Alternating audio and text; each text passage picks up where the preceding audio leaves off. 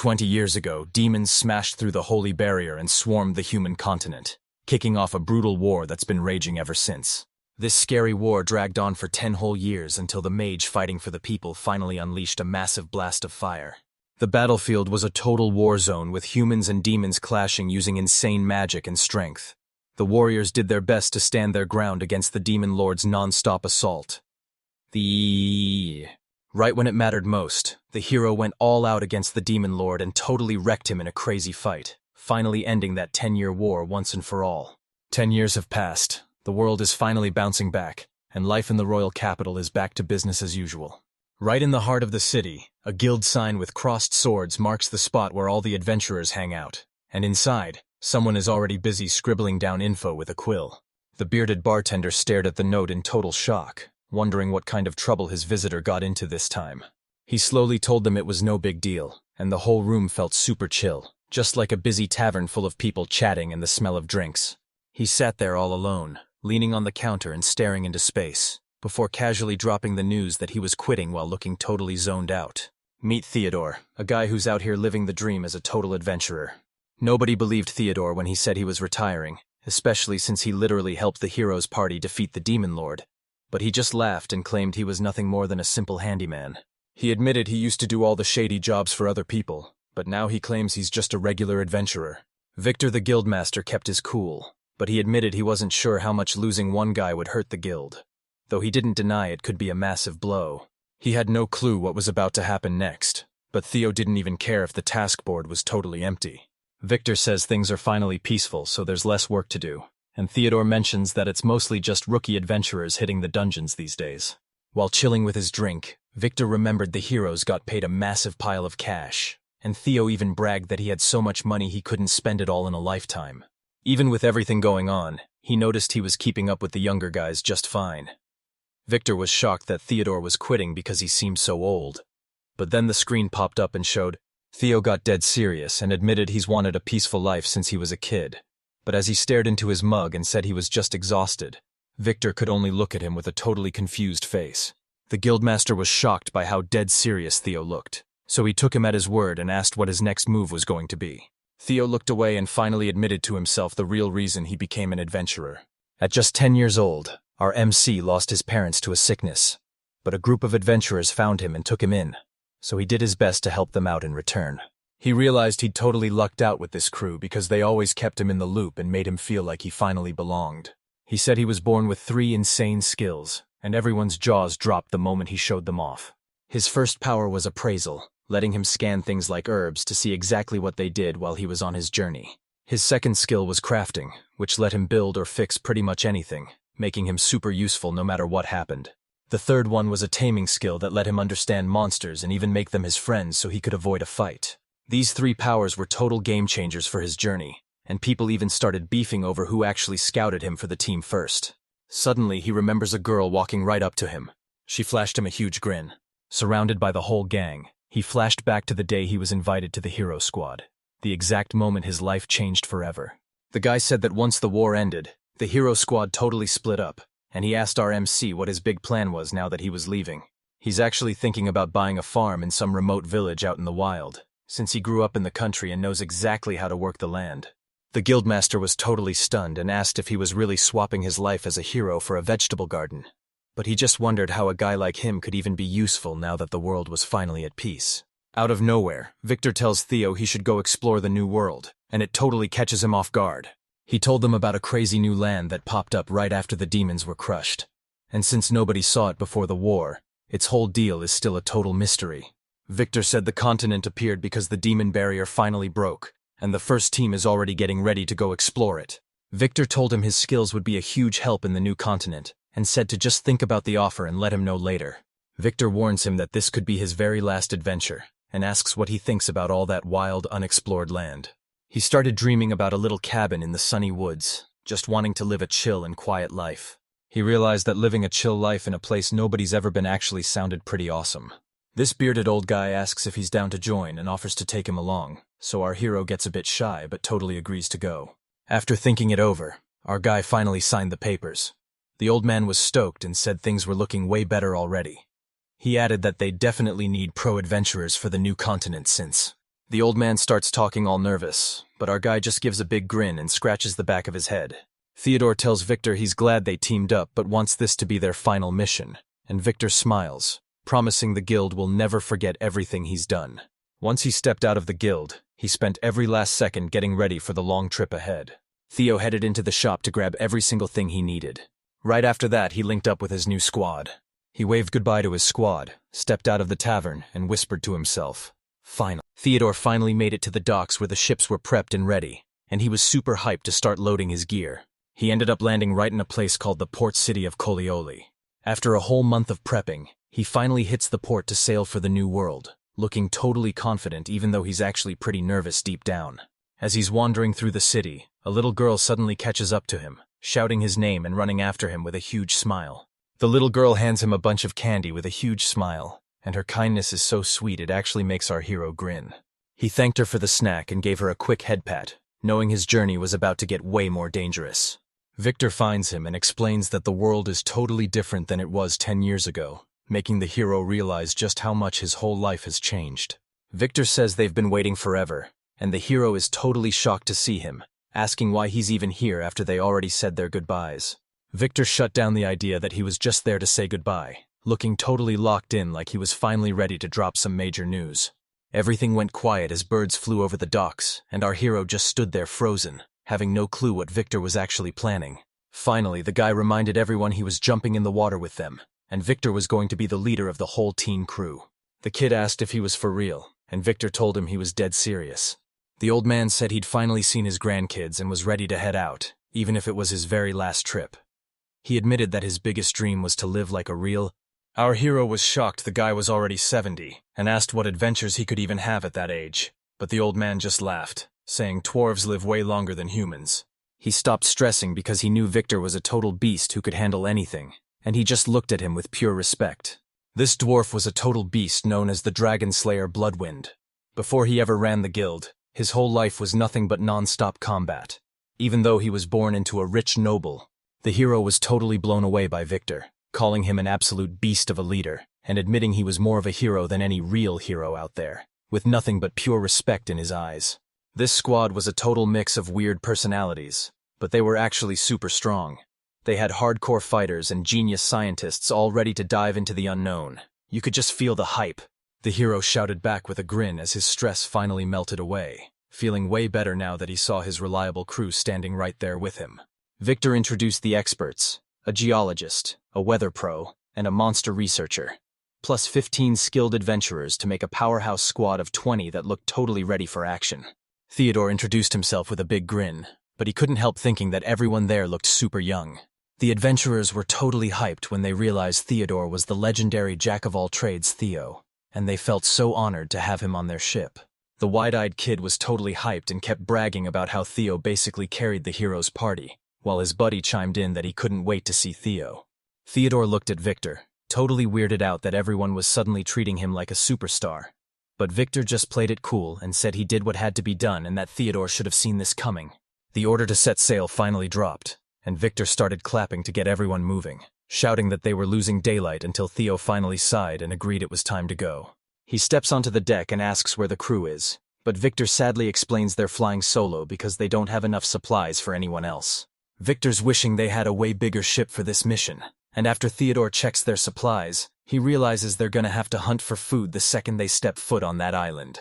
He asks if there's a way to save the food, and the other guy is super confident, saying he's already got everything handled and a plan ready to go. Victor flexes a magic bag he got from the National Vault, swearing it's going to be a total lifesaver on their big adventure.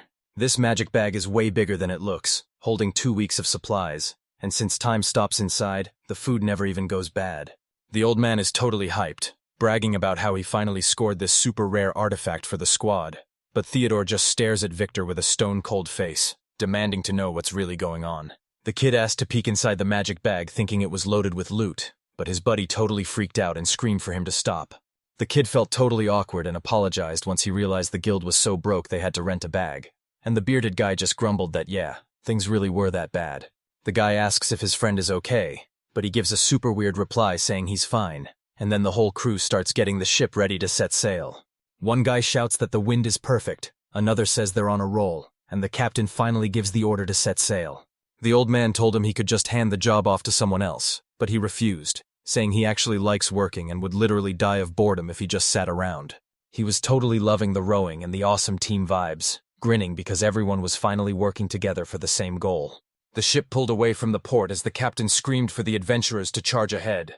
The ship headed out into the open water, leaving nothing behind but the crashing waves and seagulls circling high above the deck. The young guy checked the map and saw the wind was totally on their side, and the bearded man agreed they'd hit the continent in no time if this kept up. 2 girls on the ship figured the gods were finally blessing their trip, so they started praying right then and there. He watched the crew pray and realized some adventurers are super religious just to deal with the fear of death. But he had a bad feeling about how things were going, and knew it was way too. The ship started slowing down, and Theo knew right away that this was bad news.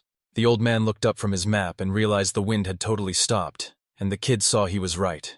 This bookworm calling himself a weather expert says his math shows the wind isn't coming back anytime soon, and he honestly has no clue when it'll actually start blowing again.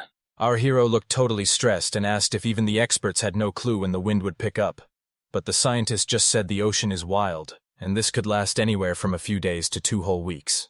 One of the adventurers totally panicked and yelled that they could be stuck there for weeks.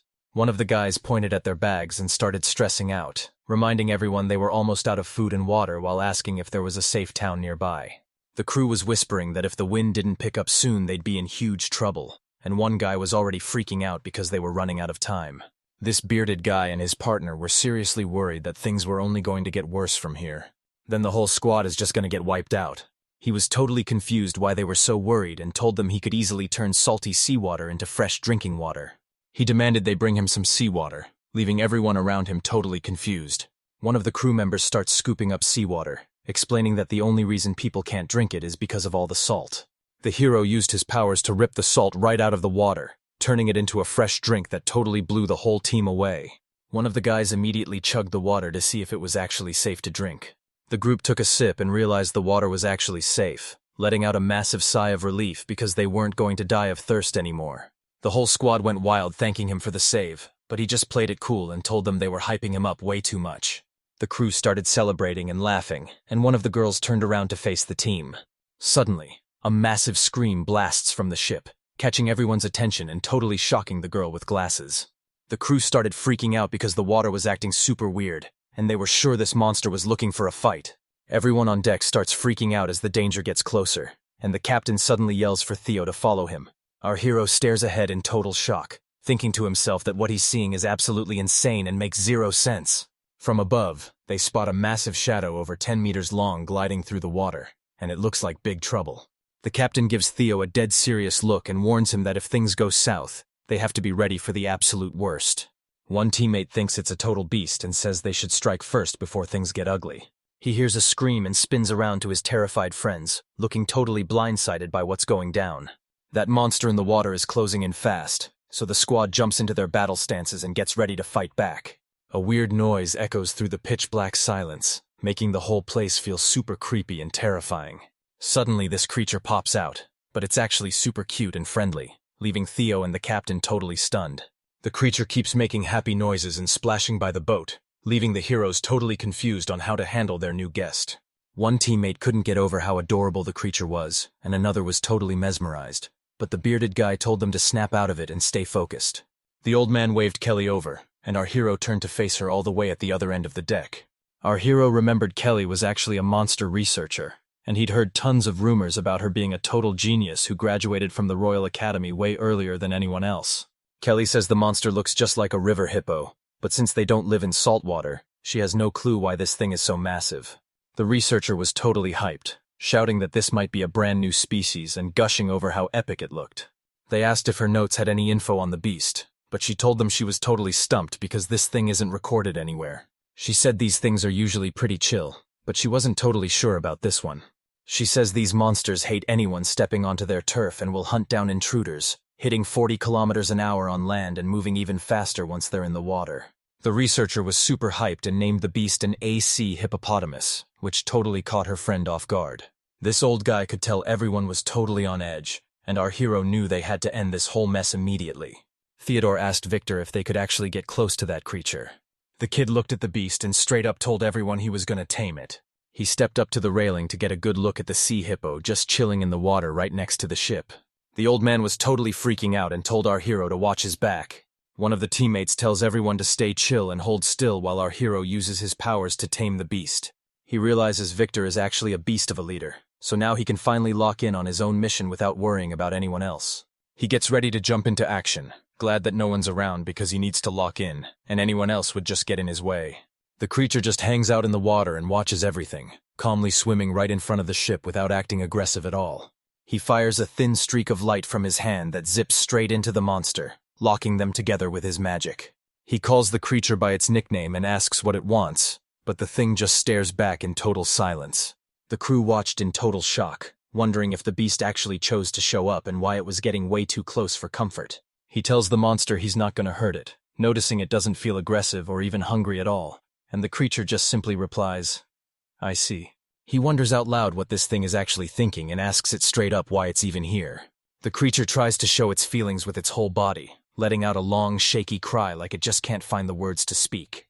This huge sea monster was actually super chill, and told them he only came over because he thought they looked interesting. The guy from the boat just stared at the creature, and it let out a super happy sound right back. Our guy just laughed and said the beast was actually just curious, telling it they could go for a swim together, and the creature let out a super happy cheer to agree.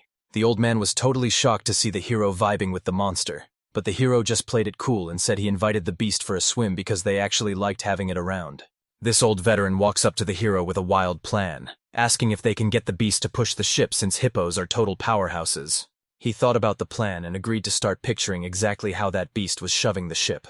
The beast just chilled in the water without acting aggressive, making our hero think he was still the one calling the shots. Our hero walked up and told him they were in a huge mess because the wind had totally stopped and their ship was stuck. So he asked the beast if it could give them a push. Taming actually only takes 3 steps, and the first thing you gotta do is just talk to the beast. You've gotta make a fair trade to bond with it before giving any orders, because if the monster doesn't do it because it actually wants to, the whole taming is a total fail. The guy said he was already on the 2nd stage of taming, watching the beast from above to see how it reacted, and if it wasn't down for it, he'd just tell it. The beast said it was down to help, so the guy thanked it and offered a reward for the favor. The guy tried giving the monster food and even a magic stone, but it just kept turning him down. The guy kept offering up all sorts of stuff, but the creature just wasn't having it, leaving him completely stumped. The guy was getting super frustrated that nothing was working, knowing he couldn't get help for free, and he started to wonder if that creature was even okay. The monster finally spoke up and demanded the boy's mana, making it super clear that was the price for the deal. The guy was totally shocked that the monster wanted to be his pet, so he asked if it was for real, and the creature said yes. He realized his mana was basically a magnet for monsters, and this definitely wasn't the first time they'd come sniffing around. He remembered this happening before, when monsters actually begged to be his pets, and now they're scattered all across the world. The monster is splashing around in the water all happy while demanding mana, so the guy says sure thing, and promises to give it to him right away. Our guy was racking his brain for the perfect name for the C-rank hippo, because you can't have a pet without one. He kicked off the taming ritual by firing up the magic circle right in front of the monster. A few of the teammates were totally losing it, just staring at the madness with their jaws on the floor. Our main guy shouted his name for everyone to hear, introducing himself as Theodore Durkheim. He shared his mana with the beast, named it Beagelli, and officially became its master. The beast finally accepted Theodore as its master and revealed its name was Beagelli. The magic deal is finally official, and a massive flash from the circle totally swallows the sea hippo. An older buddy walked up to Theodore to see how it went, and our hero told him the taming was a total success. Right after that, he felt super sick and started stumbling, leaning all his weight on his friend. The captain freaked out and asked what happened, but Theodore just said he wasn't feeling good. He always felt super confident in his skills, but now he's getting a vibe that's totally weird and seriously creepy. He realized that even after making a deal with a massive dragon, he'd never felt this weird before. Our guy couldn't stop thinking about that sea monster he just bonded with, trying to figure out what it actually was.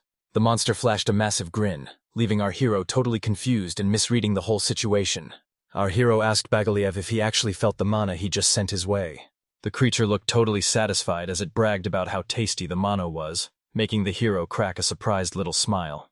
The guy watching was stoked the creature liked it and noticed he was sounding way more confident, so he told Beagelli it was time to keep his word and finally get moving.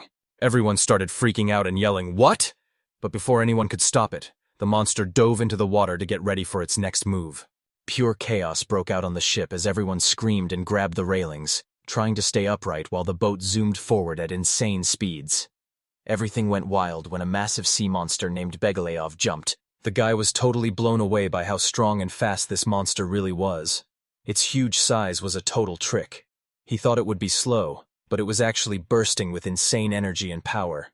Victor cheered that they totally nailed the mission, and even with the boat tossing around in the wild water, Theodore just flashed a huge grin because they were both super relieved and proud of what they'd pulled off. The guys were all laughing because the trip was going great, but suddenly Theo froze up because he knew something was totally wrong. The ship started slowing down and felt super shaky, so he figured back. Turns out the hippo wasn't actually tired, he was just super mad.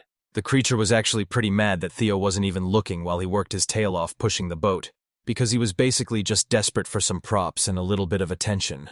The guy was totally confused and had no idea what was happening. Watching the creature in the water, he realized it acted just like a little kid, and was honestly shocked by how adorable it was.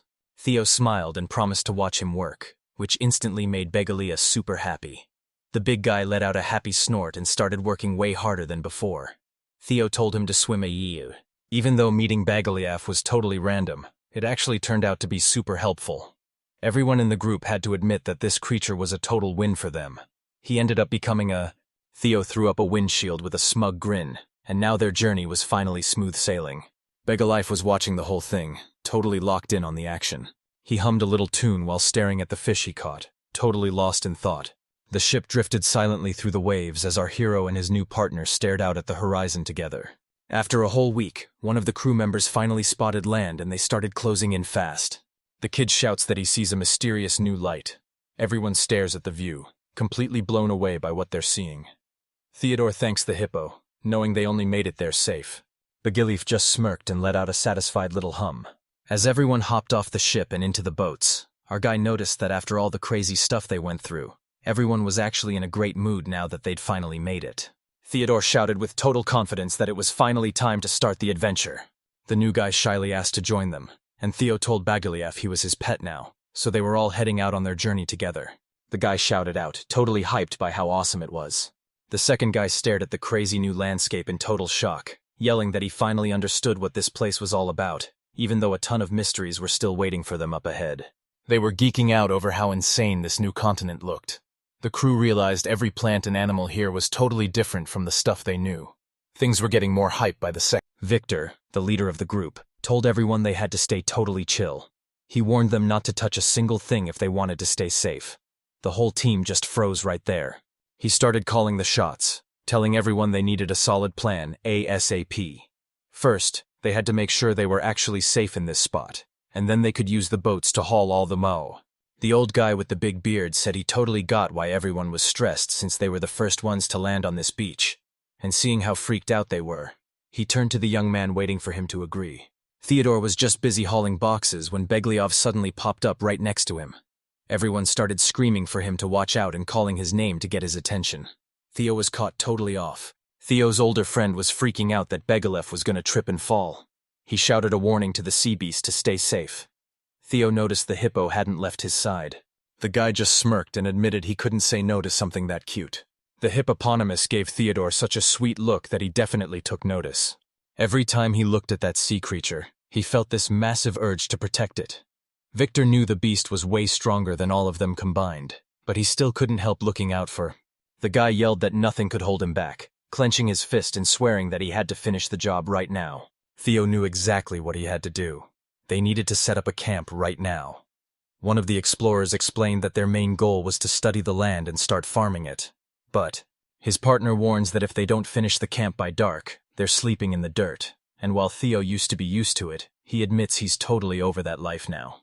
Remembering how everyone used to just crash on the grass during their old missions, the hero realized they had to move way faster, and his partner told him to quit stalling and get to work. Theodore spotted a perfect spot on the hills from the ship, and realized they were super lucky to have such a clear view of the continent. Theodore's just about to suggest they start searching from a different spot when Behemoth suddenly calls out to him. Gillief asked if they were even building houses here, and shyly wondered if he'd get his own spot, which totally caught Theodore off guard. Theo told the hippo yes, admitting that even though he promised to build the place, he's actually pretty nervous about his skills. But after realizing they'll need a ton of supplies, Beagelli looked at Theodore with so much love in her eyes. The old man admitted he was just playing them, and the monster actually looked happy while saying the guy's name, but since it was part of the crew now, he didn't even care. The older guy just gave him a chill smile and told the kid to stop stressing and finally get to work. He said everyone was counting on his powers while the rest of the squad was already busy hacking down trees. The guy just flashed a grin and said he totally got it. He used his special power to check the wood and realized it was basically perfect for literally anything. The old guy saw that everyone in the crew was a total pro with crazy skills. But what really blew him away was how hard they were actually grinding. Victor pointed out that building a home for 20 people was a total nightmare. The warrior yelled for everyone to stay alert. Suddenly, a giant tree started crashing down. The elder realized they needed 5 houses for the people and a whole separate one for the creature, and he just sighed knowing they still had a massive amount of work to do.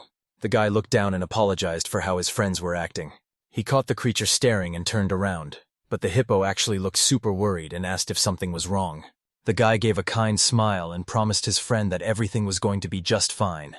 He even thought to himself that he was actually a total cutie. But then he had to admit they all.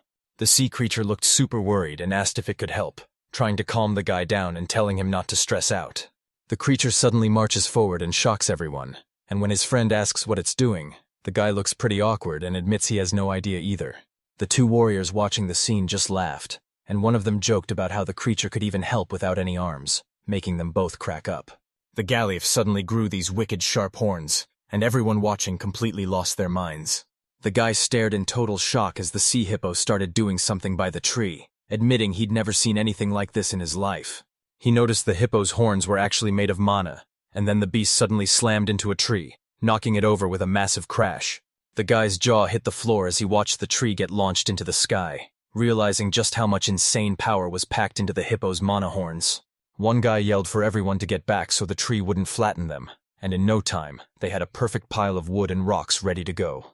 The bearded guy was totally shocked that everything was ready in under a day, and he couldn't believe a super helpful hippo was the one who pulled it off. Beagelli looks super happy with a tree clamped in his teeth, but one girl warns the MC that he's actually really dangerous, and the hero listens to her every word. A monster researcher named Kelly is totally sure this thing is actually a dragon, and she warns everyone that it's way more dangerous than any normal animal. The MC and the old guy are totally losing their minds because that adorable little creature standing right there is actually a dragon. The moment Kelly confirms she's talking about Beagelli, everyone in the room is absolutely floored. And even though one guy tries to calm things down by saying he gets her, this news completely changes how they see the monster. The monster researcher explained all the wild secrets she found while studying the beast's body on her trip, and our hero was totally locked in. Our hero admitted that as soon as he tamed the beast, it started acting totally weird. The researcher realized this thing is definitely an earth dragon, and there's no other possibility. She was totally blown away that this creature had more mana than a high-rank monster, so she made him say it again because she just couldn't believe her ears. They started debating whether to tell the rest of the crew that this thing was actually a dragon, but while our main guy was worried everyone would lose their minds, the old man told him it wasn't even worth the drama. 1 line out. Input. Line 1. The researcher. Line 2. She admitted. Okay, I will provide 2 sentences on 1 single. The scientist thinks this monster used to live right off the coast of the continent. She couldn't tell if it was a boy or a girl just by looking, but it definitely seemed like it would eat. The guy straight up asked if she was insane, but the old man just told her to ignore it because scientists are always super weird. The girl was dying to know where this creature actually came from. She was super curious about its past and who it used to be. She just knew there was a massive story hidden behind its creepy look.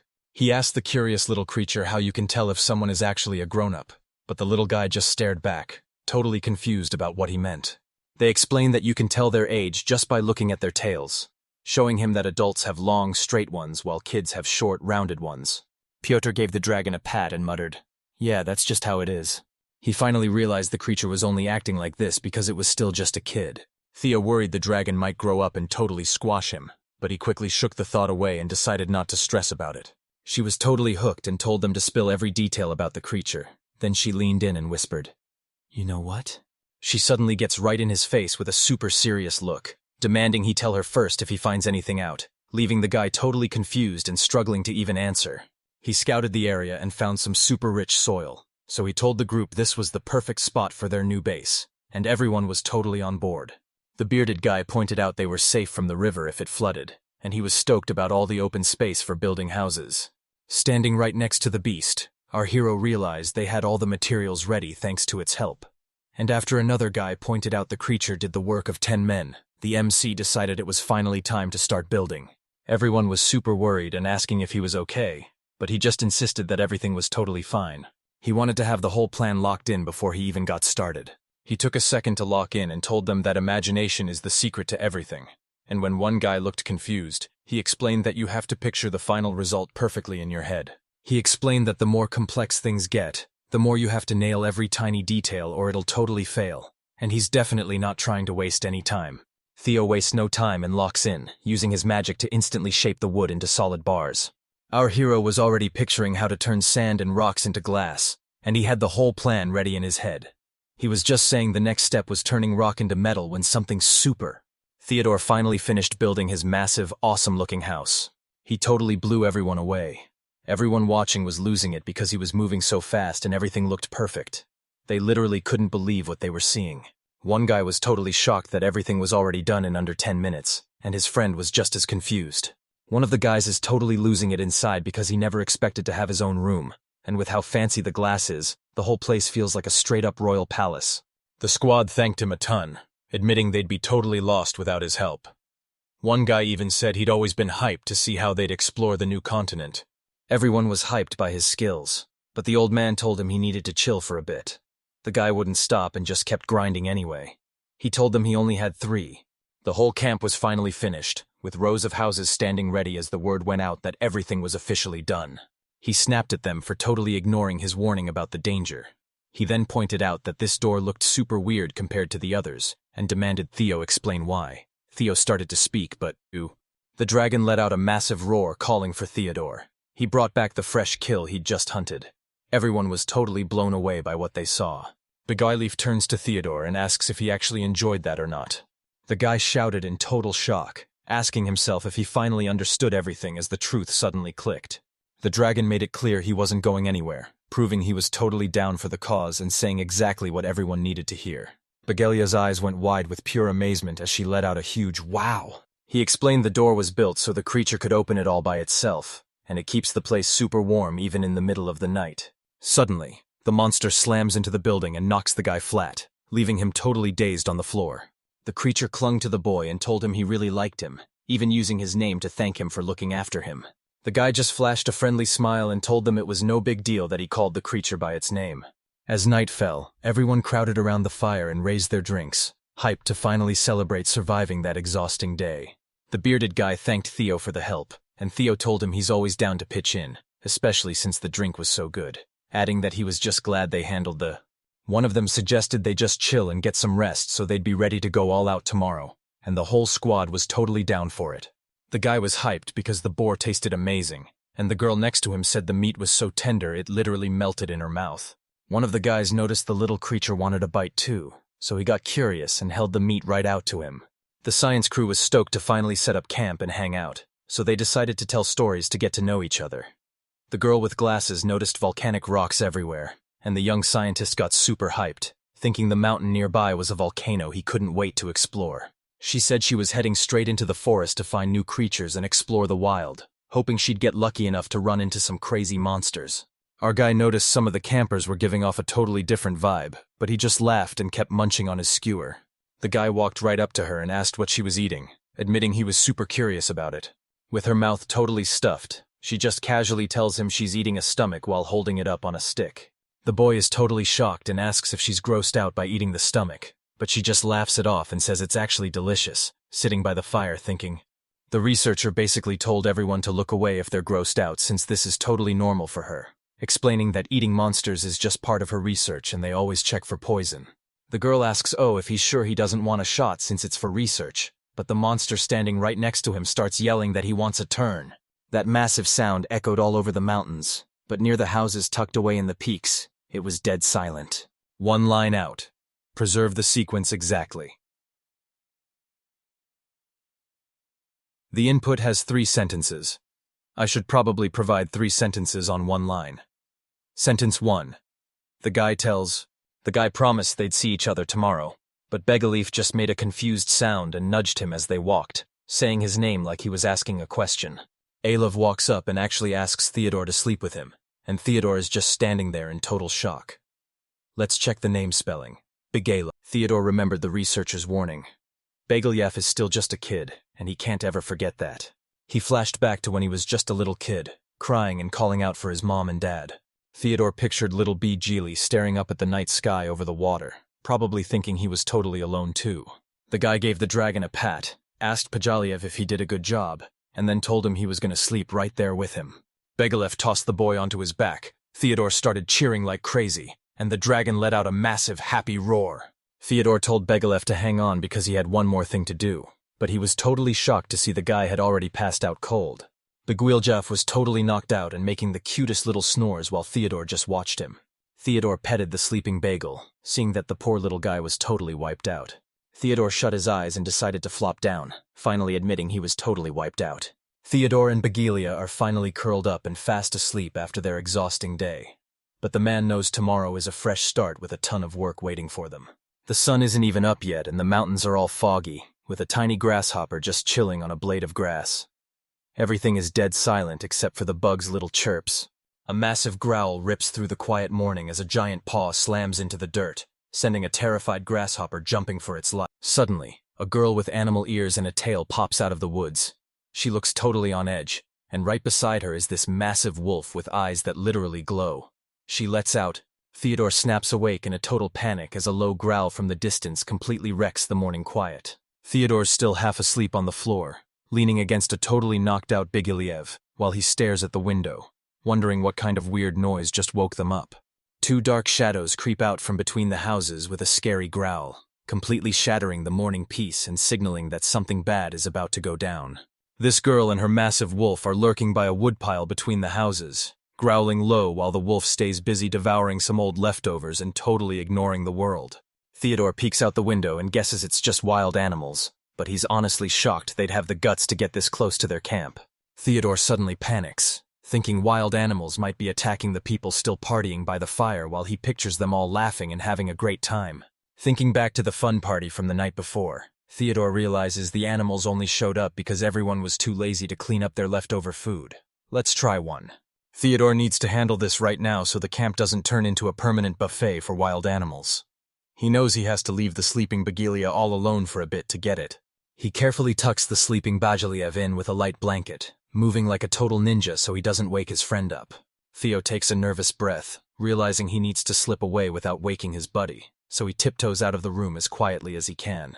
Theodore slowly peeks around the corner, scoping out the situation before he makes his next move. A massive beast that looks just like a dog is going ham on a pile of food scraps. Theodore tries to tell himself it's just a stray that smelled a free meal, but Theodore notices the dog's fur is actually glowing with mana, and he realizes right away that this isn't a normal pet, it's something way more dangerous. Theodore stands there frozen as a pack of wolves surrounds him, and one of them is absolutely massive. Its fur has a strange glow under the morning sun. He realizes right away that these aren't. Mag wolves are way stronger and smarter than regular wolves, and they're a total nightmare when they team up for a massive organized attack. Theodore knew these mag wolves could grow to a massive 10 feet tall, and he caught a glimpse of another one lurking right behind the girl, which was super weird because these beasts usually love snacking on kids. The guy walked right up to them and asked if they could chat for a bit. The kid apologized for crashing their dinner and tried to prove he wasn't a threat, but the girl and the wolf were totally shocked by how he looked. They heard a growl and immediately bolted out of there. He was totally sure they wouldn't just ditch him that easily. He ordered them to freeze, feeling totally guilty because he never actually wanted to use his taming powers on them. One wolf whipped around to look, while the girl who looked like a wolf just hurried away. Theodore's jaw dropped as he watched the swift make a run for it. The wolf girl growled from her hiding spot, and Theodore was totally shocked his spell failed since it usually works on everyone, while the other wolf wondered why she ran off until the guy realized she might just be a super rare species. The guy finally gave in and agreed, but the wolf just let out a sad, begging whimper. The guy dropped down on one knee and called the wolf over to him. The guy uses his taming skill to show the wolf he's chill, and the wolf actually asks him what they're even doing there. Theodore shouted that it all finally made sense, and the wolf admitted they only tracked the scent because they were starving. He saw the wolf was basically skin and bones, making him terrified to imagine what kind of shape the girl was in. and he honestly felt a huge wave of pity for both of them. Theodore looked at the scene in total shock and asked what happened, but the wolf's silence confirmed his worst fears before he asked if anyone else from the pack was even left alive. The wolf looked totally crushed as he explained it was a bear that wiped everyone out. The guy was totally stunned by what he just heard. The wolf kept going, saying they ran until they couldn't anymore, but that bear still tracked them down and went totally brutal, wiping out his entire family and leaving him as the only survivor. Theodore asked again, totally freaked out, if that thing was seriously a bear. Theodore knew a regular bear couldn't handle a whole pack of magwolves, so this had to be a demonic beast, a massive monster with glowing eyes and lethal claws. This demon bear is a total beast that loves a good fight and is way too strong for any magwolf to handle. It can take on a whole pack of those wolves without even breaking a sweat. The wolf says there's still one person left, and when Theodore asks if he means the girl who just ran off, the wolf looks him right in the eye and confirms it. The wolf realized she was actually one of them, but since she was just a kid who couldn't hunt, he was super worried and would do anything to keep her safe. The wolf said sorry and got ready to head out, thanking her for the snack and swearing he'd keep her safe. Theodore watched him closely, thinking it all over. It was super obvious Theodore told them that's just how it was, looking like he was deep in his own head. The guy just grinned and asked the wolf to tag along. The wolf stared back, totally stunned. It definitely didn't see that offer coming. The wolf was totally shocked and asked if he was seriously being invited to join. You could tell by his face that he never expected things to go down like this. Teaming up with humans sounded completely... Theodore stared down the wolf and made it clear he wasn't going anywhere, because his heart just wouldn't let him leave those kids behind to die. He pictured his friends smiling and ready to help, standing together like a squad that always had his back. Theodore flashed a grin and promised to give them food and a safe home, telling the wolf he truly respected how it was protecting her. The guy steps up and offers them a deal. He'll give them a place to crash and plenty of food if they just help him out. It's a total win-win. Theodore asked the wolf if they had a deal, and the beast just stared him down in total silence as the tension spiked. Theodore cheered because the wolf actually agreed to the plan. The wolf sat right in front of him, showing he was all in. This was a huge moment for both of them. Theodore noticed the wolf's snowy fur and decided to name him Shiro, and even though the wolf thought it was a pretty weird choice, he decided to just roll with it.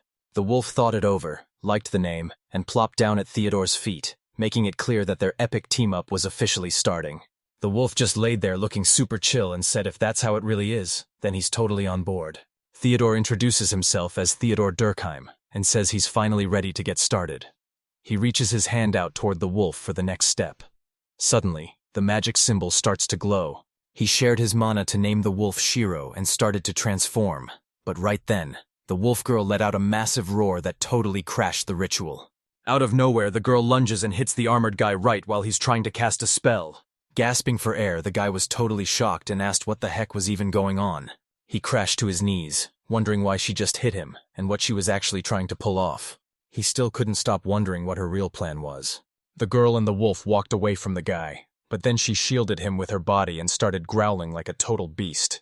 The girl let out a massive roar and yanked one of the wolves away, looking like she was ready to go on a rampage. He yelled for her to stop and asked what her deal was, his mind totally stuck on those white ears and that wolf tail. He'd never seen a monster like this in his life, and the girl just wouldn't stop growling. The guy tried to use teaming on her, telling her to chill out and promising he wasn't going to hurt her. She charged at him again in a total rage, and he realized his taming skill failed because she wasn't just some mindless beast. He figured she was either a half-human or from some far-off land, so he asked if she'd ever met anyone like her before, but she just stayed totally fuming. The girl let out a shocked gasp, her eyes darting back and forth between the white wolf and the guy. The girl pulls the wolf into a hug as they whisper to each other, looking totally stressed. Then the guy looks at the white wolf, calls him Shiro, and asks if he's really... She gave him a super skeptical look while she just kept growing in total silence.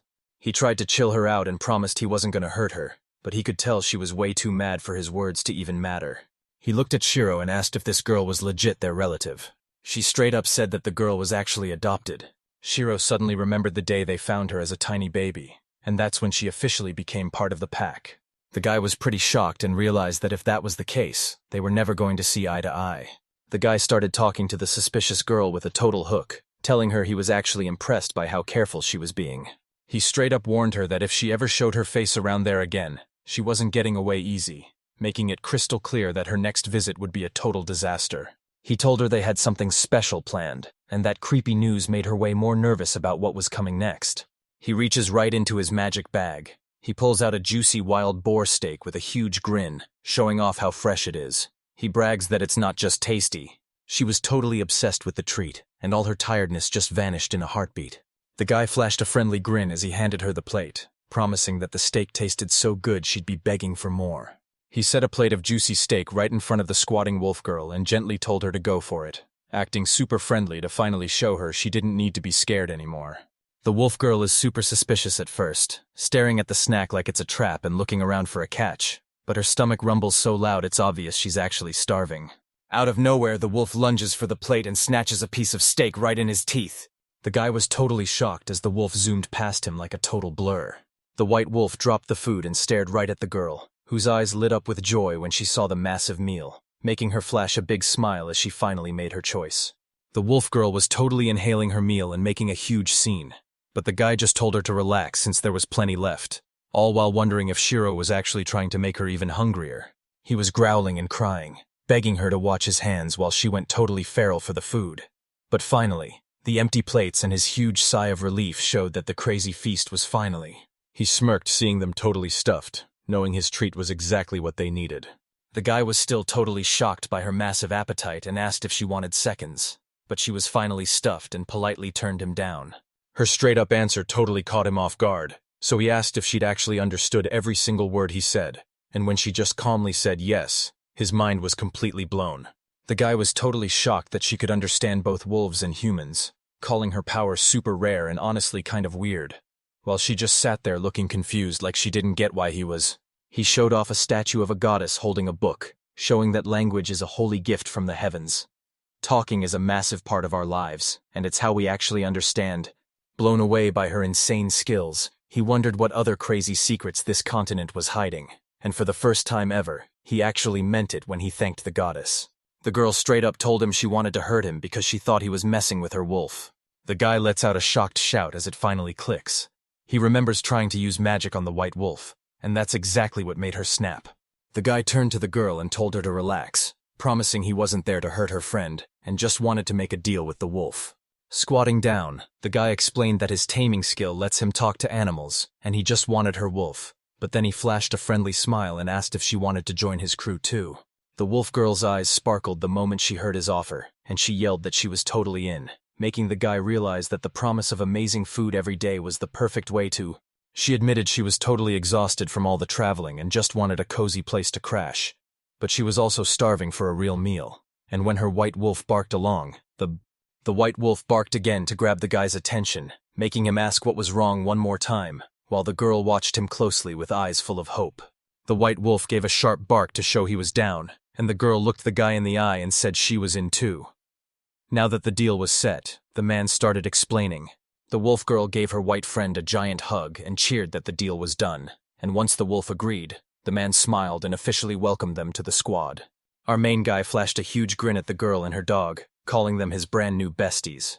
The girl got all serious and asked to keep taming, and the hero was shocked because he'd totally forgotten about it. She asked what a name was for the ritual, so the hero explained you just name the monster, set the rules, and cast the spell. The girl was super hyped when the hero suggested naming her buddy Shiro, so she kept repeating it and told the dog that's his new name. She gave the dog a massive hug to finish the ritual, and suddenly, she started glowing with a crazy bright light. Our hero stared at the scene in total shock, but the girl just looked at him, having no idea why he was so surprised. Our hero was totally confused because for a split second it felt like his magic just vanished, and he had no clue what just happened. He locks in and uses his assessment skill to figure out exactly what's going on. He used his skill and was totally shocked to see a crazy magic bond connecting the girl and her pet. She saw his reaction and worriedly asked if he was okay, so he quickly told her everything was totally fine. Our hero just flashed a big grin and told everyone that everything was totally under control. He saw it with his own eyes. This girl had actually tamed Shiro. He wasn't really sure how to explain it, but basically, taming is just sharing your mana with an animal to create a solid connection between you. He said this made the girl way closer to Shiro and asked if she finally got the picture. Watching the girl and Sharu celebrate, he started to realize he might have just made a massive mistake. He was totally shocked she could use her taming skill without even casting a spell, admitting he'd never believe it if he hadn't seen it with his own eyes. The guy asks for her name and offers to give her one if she wants. which totally shocks her because she didn't even know she was supposed to have one. She acted all shy and told him that maybe her name could be Theo. He gave her a warm smile and said the name fit her perfectly, just like a famous tamer from an old fairy tale. The girl flashed a massive smile and shouted for everyone to hear that her name was Theo. Our hero realized this place just wouldn't stop blowing his mind. He watched everything go down, seeing how wild and unique this world really was. Every day brought something fresh, packed with crazy surprises, and he never thought he'd see two totally different creatures with such a crazy strong bond. But watching the girl and the beast together, he realized their connection was the real deal, just like a miracle straight out of a fairy tale. As the sun started setting, our hero saw everyone was totally gassed and offered to lead them to a safe spot to crash, speaking with a calm vibe that made the whole crew trust him instantly. She stared at him, totally unsure if she should actually go with him. Seeing her hesitate, he reached out his hand and gave her a gentle smile. He promised her everything was going to be okay, and told. He was still feeling pretty on edge after everything that just went down, and there was this one massive problem stuck in his head he couldn't ignore, because even though he looked totally chill, that he couldn't stop thinking about that bear that attacked the girl, so he stayed totally on guard. If that beast showed up near the camp, things were going to get really dangerous. He got his head straight, balled up his fist, and gave himself a determined nod. He was dead set on making sure nothing messed with his chill, quiet life. No matter what kind of drama. Theo's totally out of it, but someone keeps shouting his name until he finally wakes up and asks what's going on.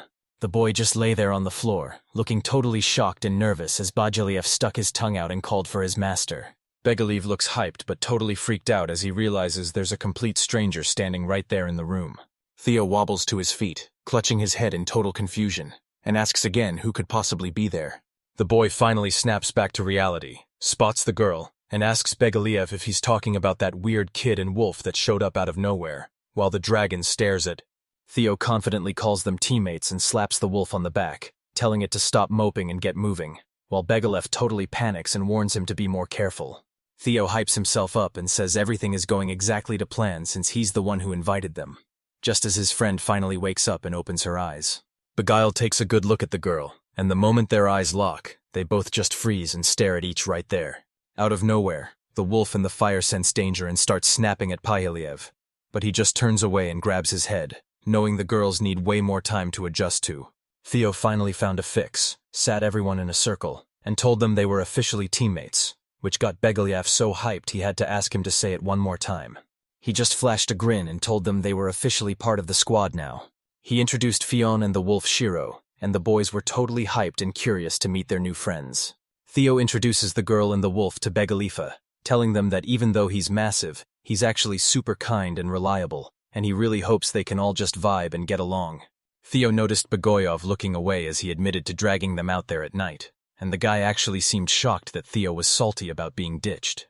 Theo finally catches on and is totally loving her new crew, so her eyes go wide as she shyly asks Beagelli for his name one more time. She creeps up on him like a wolf catching a scent, and once she's right in front of Beagelli's aunt, she shuts her eyes and gives him a gentle little nudge with her nose. Theo notices the wolf greeting Beagelli, who says he's stoked to meet them, while the girl just stares at the massive beast towering over her. He walks over to the window to check things out, knowing everyone is still terrified of him, but he's really hoping they can all just be cool with each other soon. Out of nowhere, weird noises start coming from Beagelli, making Theo whip around to see what's up, only to find Shiro sniffing the thing from every angle like he's totally obsessed. The guy suddenly remembers and explains that the wolf always acts like this with new people, while Beagelli just closes his eyes and lets out a chill groan to show he's totally relaxed and gets what's happening. The guys stepped outside and ran into Victor, who told them a local breakfast was ready, and they needed to go eat ASAP. The guys sit down with the rest of the crew with big smiles, and after one of them says the food looks great, everyone gives thanks and shouts, "Let's eat!" Theo makes sure the whole feast isn't poisoned, and while the girl thinks the local food tastes amazing, the guy points out it'd be way better if they just had some real kitchen tools. Out of nowhere during breakfast, Victor turns to Theo and asks who the heck the girl sitting right next to him is. The guy gives her a warm smile and says she's officially joined their wild adventure, while the girl and the wolf happily snack right off his lap. Victor asks what he knows, but Theo denies everything and laughs, saying he must have had a crazy night. Victor's getting curious and asks if he can dig for some info, straight up asking Theo if he's actually human, and the guy doesn't even blink before saying yes. The guy gives a confused smile at her ears and tail, but says she's definitely human because the goddess of language gave her the gift of speech, and he thinks that's just awesome. Theo's super hyped and mentions she's actually a tamer, which is a total vibe, and he proudly introduces her pet wolf Shiro, who's basically her best friend. This clever guy explains that taming monsters without a spell is a huge deal, and he even admits her skills are way better than his own. The guy pauses and gets serious, admitting he's worried things won't go well even though he's the one who invited them. But Victor tells him not to sweat it, and the guy brags that he fought right next to the heroes and has even sharper instincts, so they totally trust him, which makes Theo blush and rub his head as he thanks them for the support. He says it's time for a real introduction and turns toward Theo and Shiro, making sure everyone gets a good look at them. Suddenly his eyes land on Killy, who's looking super focused and worried as she scribbles notes about the guys, making the girl next to her feel totally awkward. Kelly finally drops her name and tells them to hit her up if they need anything, but Theo and Shiro are literally shaking because her terrifying stare is way too much for them to handle. Her friend starts crying because things are getting way too intense, but then the wolf steps up to protect her to show his loyalty, leaving Kelly totally clueless about what just happened. Theo sees the drama unfolding and tries to play it cool while telling Kelly to chill, but she gets annoyed and claims she's just making friends, even though the girl admits Kelly is actually terrifying them. Kelly suddenly turns to Theo and tells him to stop telling her to chill because he seriously needs to look at Shiro, since she's never seen a wolf like that before. He's totally caught off guard and asks her if this thing is seriously just a regular mag wolf. Kelly says she's totally sure, but then admits it's not quite right, walking over to the wolf to scratch behind his ears and check out his fur like she's on a mission. She's totally shocked to see Shiro's fur is pure white, so she figures he's gotta be a white mag wolf. Kelly points out he's way bigger than the rest, so he's convinced Shiro is just a local type of mag wolf, and man, that already sounds super interesting. The guy is totally losing it, asking if a demonic bear really wiped out their whole squad, and when he hears it's true, he's just completely blown away. Kelly asks again if that demon bear really wiped out their entire pack, and the guy just tells her that's exactly what happened.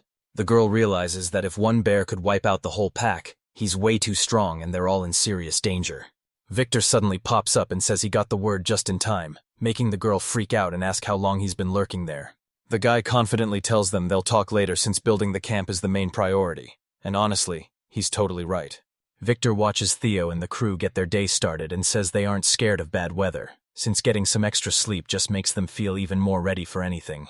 He explains they're desperate for food and water, but protection is the real priority, so they're making these 3 goals their absolute top focus. The guys huddle up and decide the best plan is to tackle the fields first and then build a well. Victor shuts his eyes and gets dead serious, telling them that protection is the most important thing of all, which sounds smart but honestly pretty scary. Just as the guy starts worrying about a bear attack, a totally bummed out Theo raises his hand to speak up. He stops Victor right there, gives a weird little apology, and says he's got one more point that's actually the most important of all, grabbing everyone's attention instantly. The man is totally caught off guard and snaps, asking what could possibly be more important than guarding the camp, and he demands to know exactly what he means. He shouts at the top of his lungs that it's a bath, and everyone there is absolutely losing their minds. Kellyan and Victor are totally stunned as the guy asks again if this is seriously a bathtub, but Theo just shrugs and says, "Yep," while Theo and Shiro stand there looking completely. He's totally hyped and points out how filthy they are, joking that Shiro doesn't even look like a white wolf mage anymore, but he's sure that fur is still super.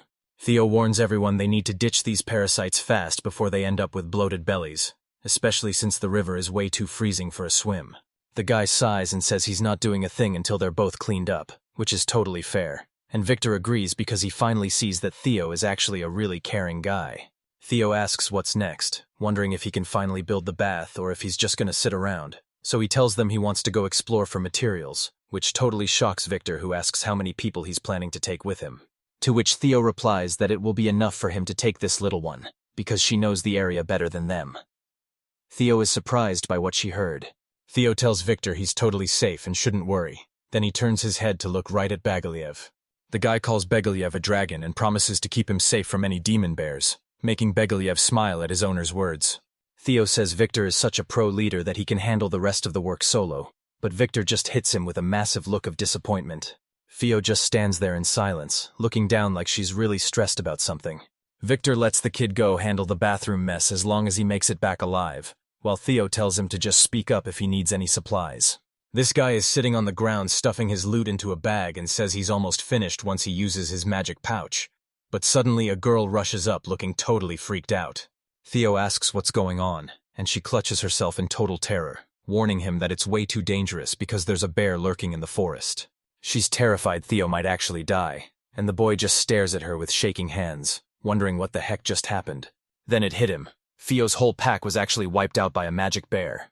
Beagelli walks up to Theo, thinking back to when he said they were finally on the same team. He just sidesteps the guy and walks right up to the girl. Beagelli flashes a massive grin and promises everything will be totally fine since he's got their backs, telling her she just needs to trust him. Theo watches the whole thing go down with a massive, happy grin, totally blown away. He really trusts him now and gives a shy little smile back. She gives Beagelli a huge hug because she trusts him completely, and he just smiles right back at her. Theo zips the bag shut and tells the guys to head out, but the girl quickly shouts for him to wait up.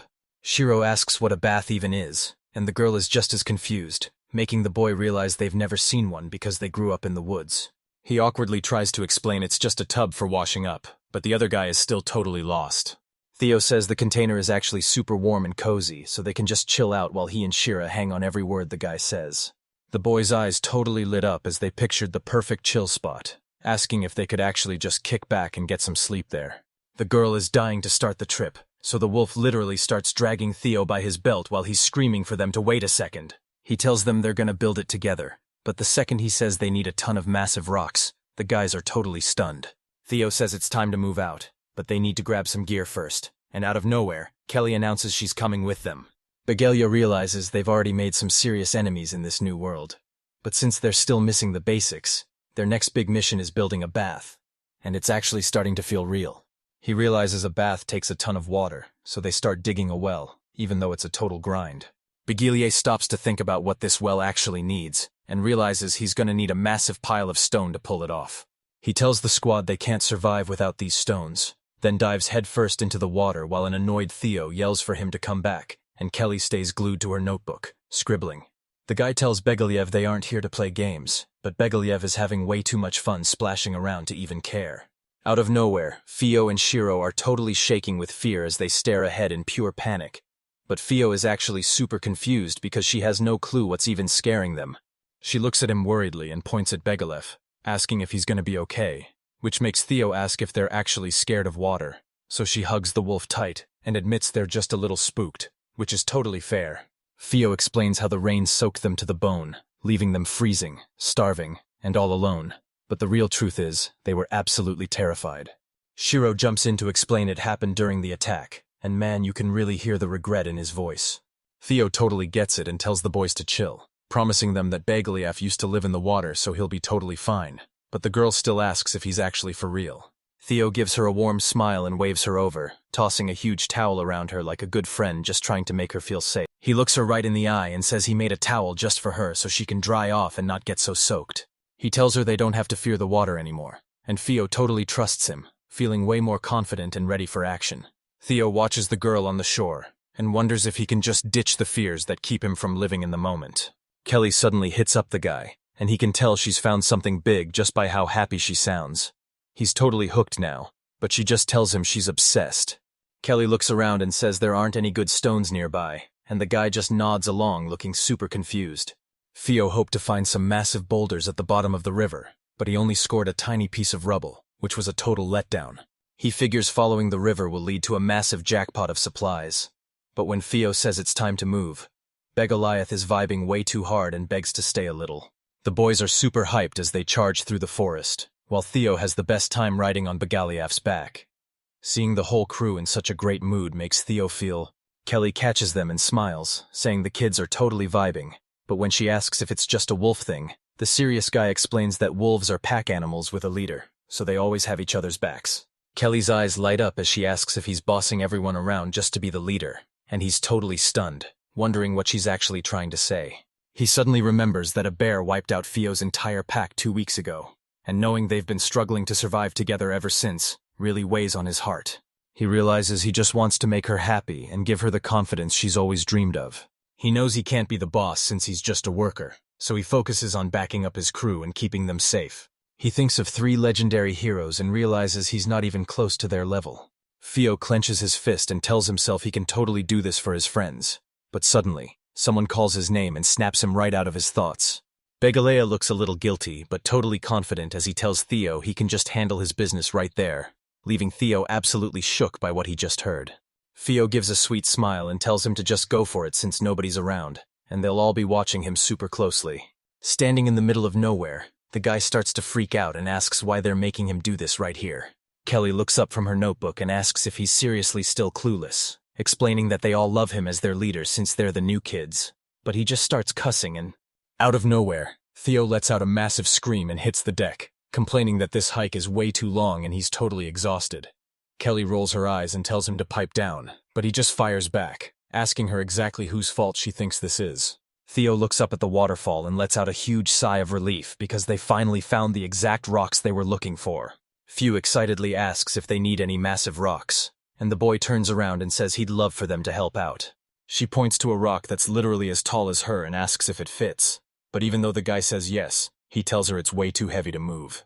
He explains that even though they have a magic bag for their gear, it can't hold anything huge, and he actually claims they can only pack what fits in their mouths, which is honestly hilarious. The boys stare at each other in total confusion, but then he holds up his hand to show them the exact size of the stones they need to find.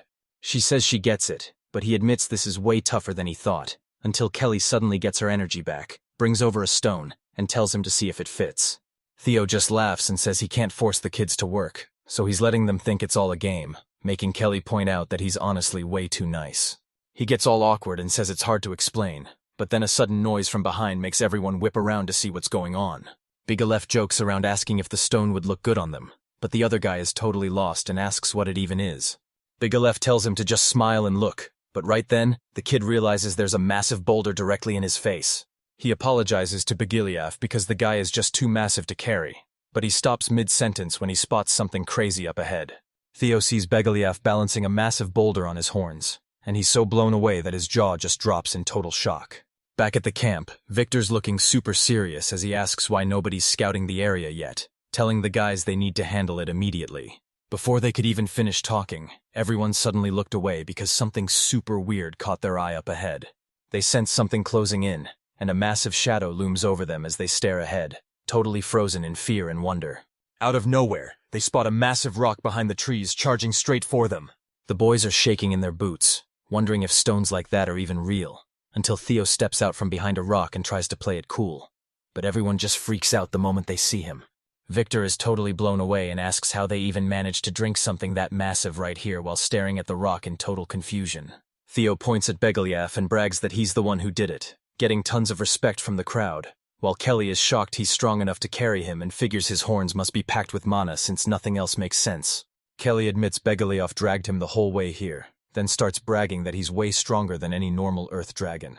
She says she'd hate to have him as an enemy, and he totally agrees that having him on their side is way better, while the other girls start hyping up Beagelli for being...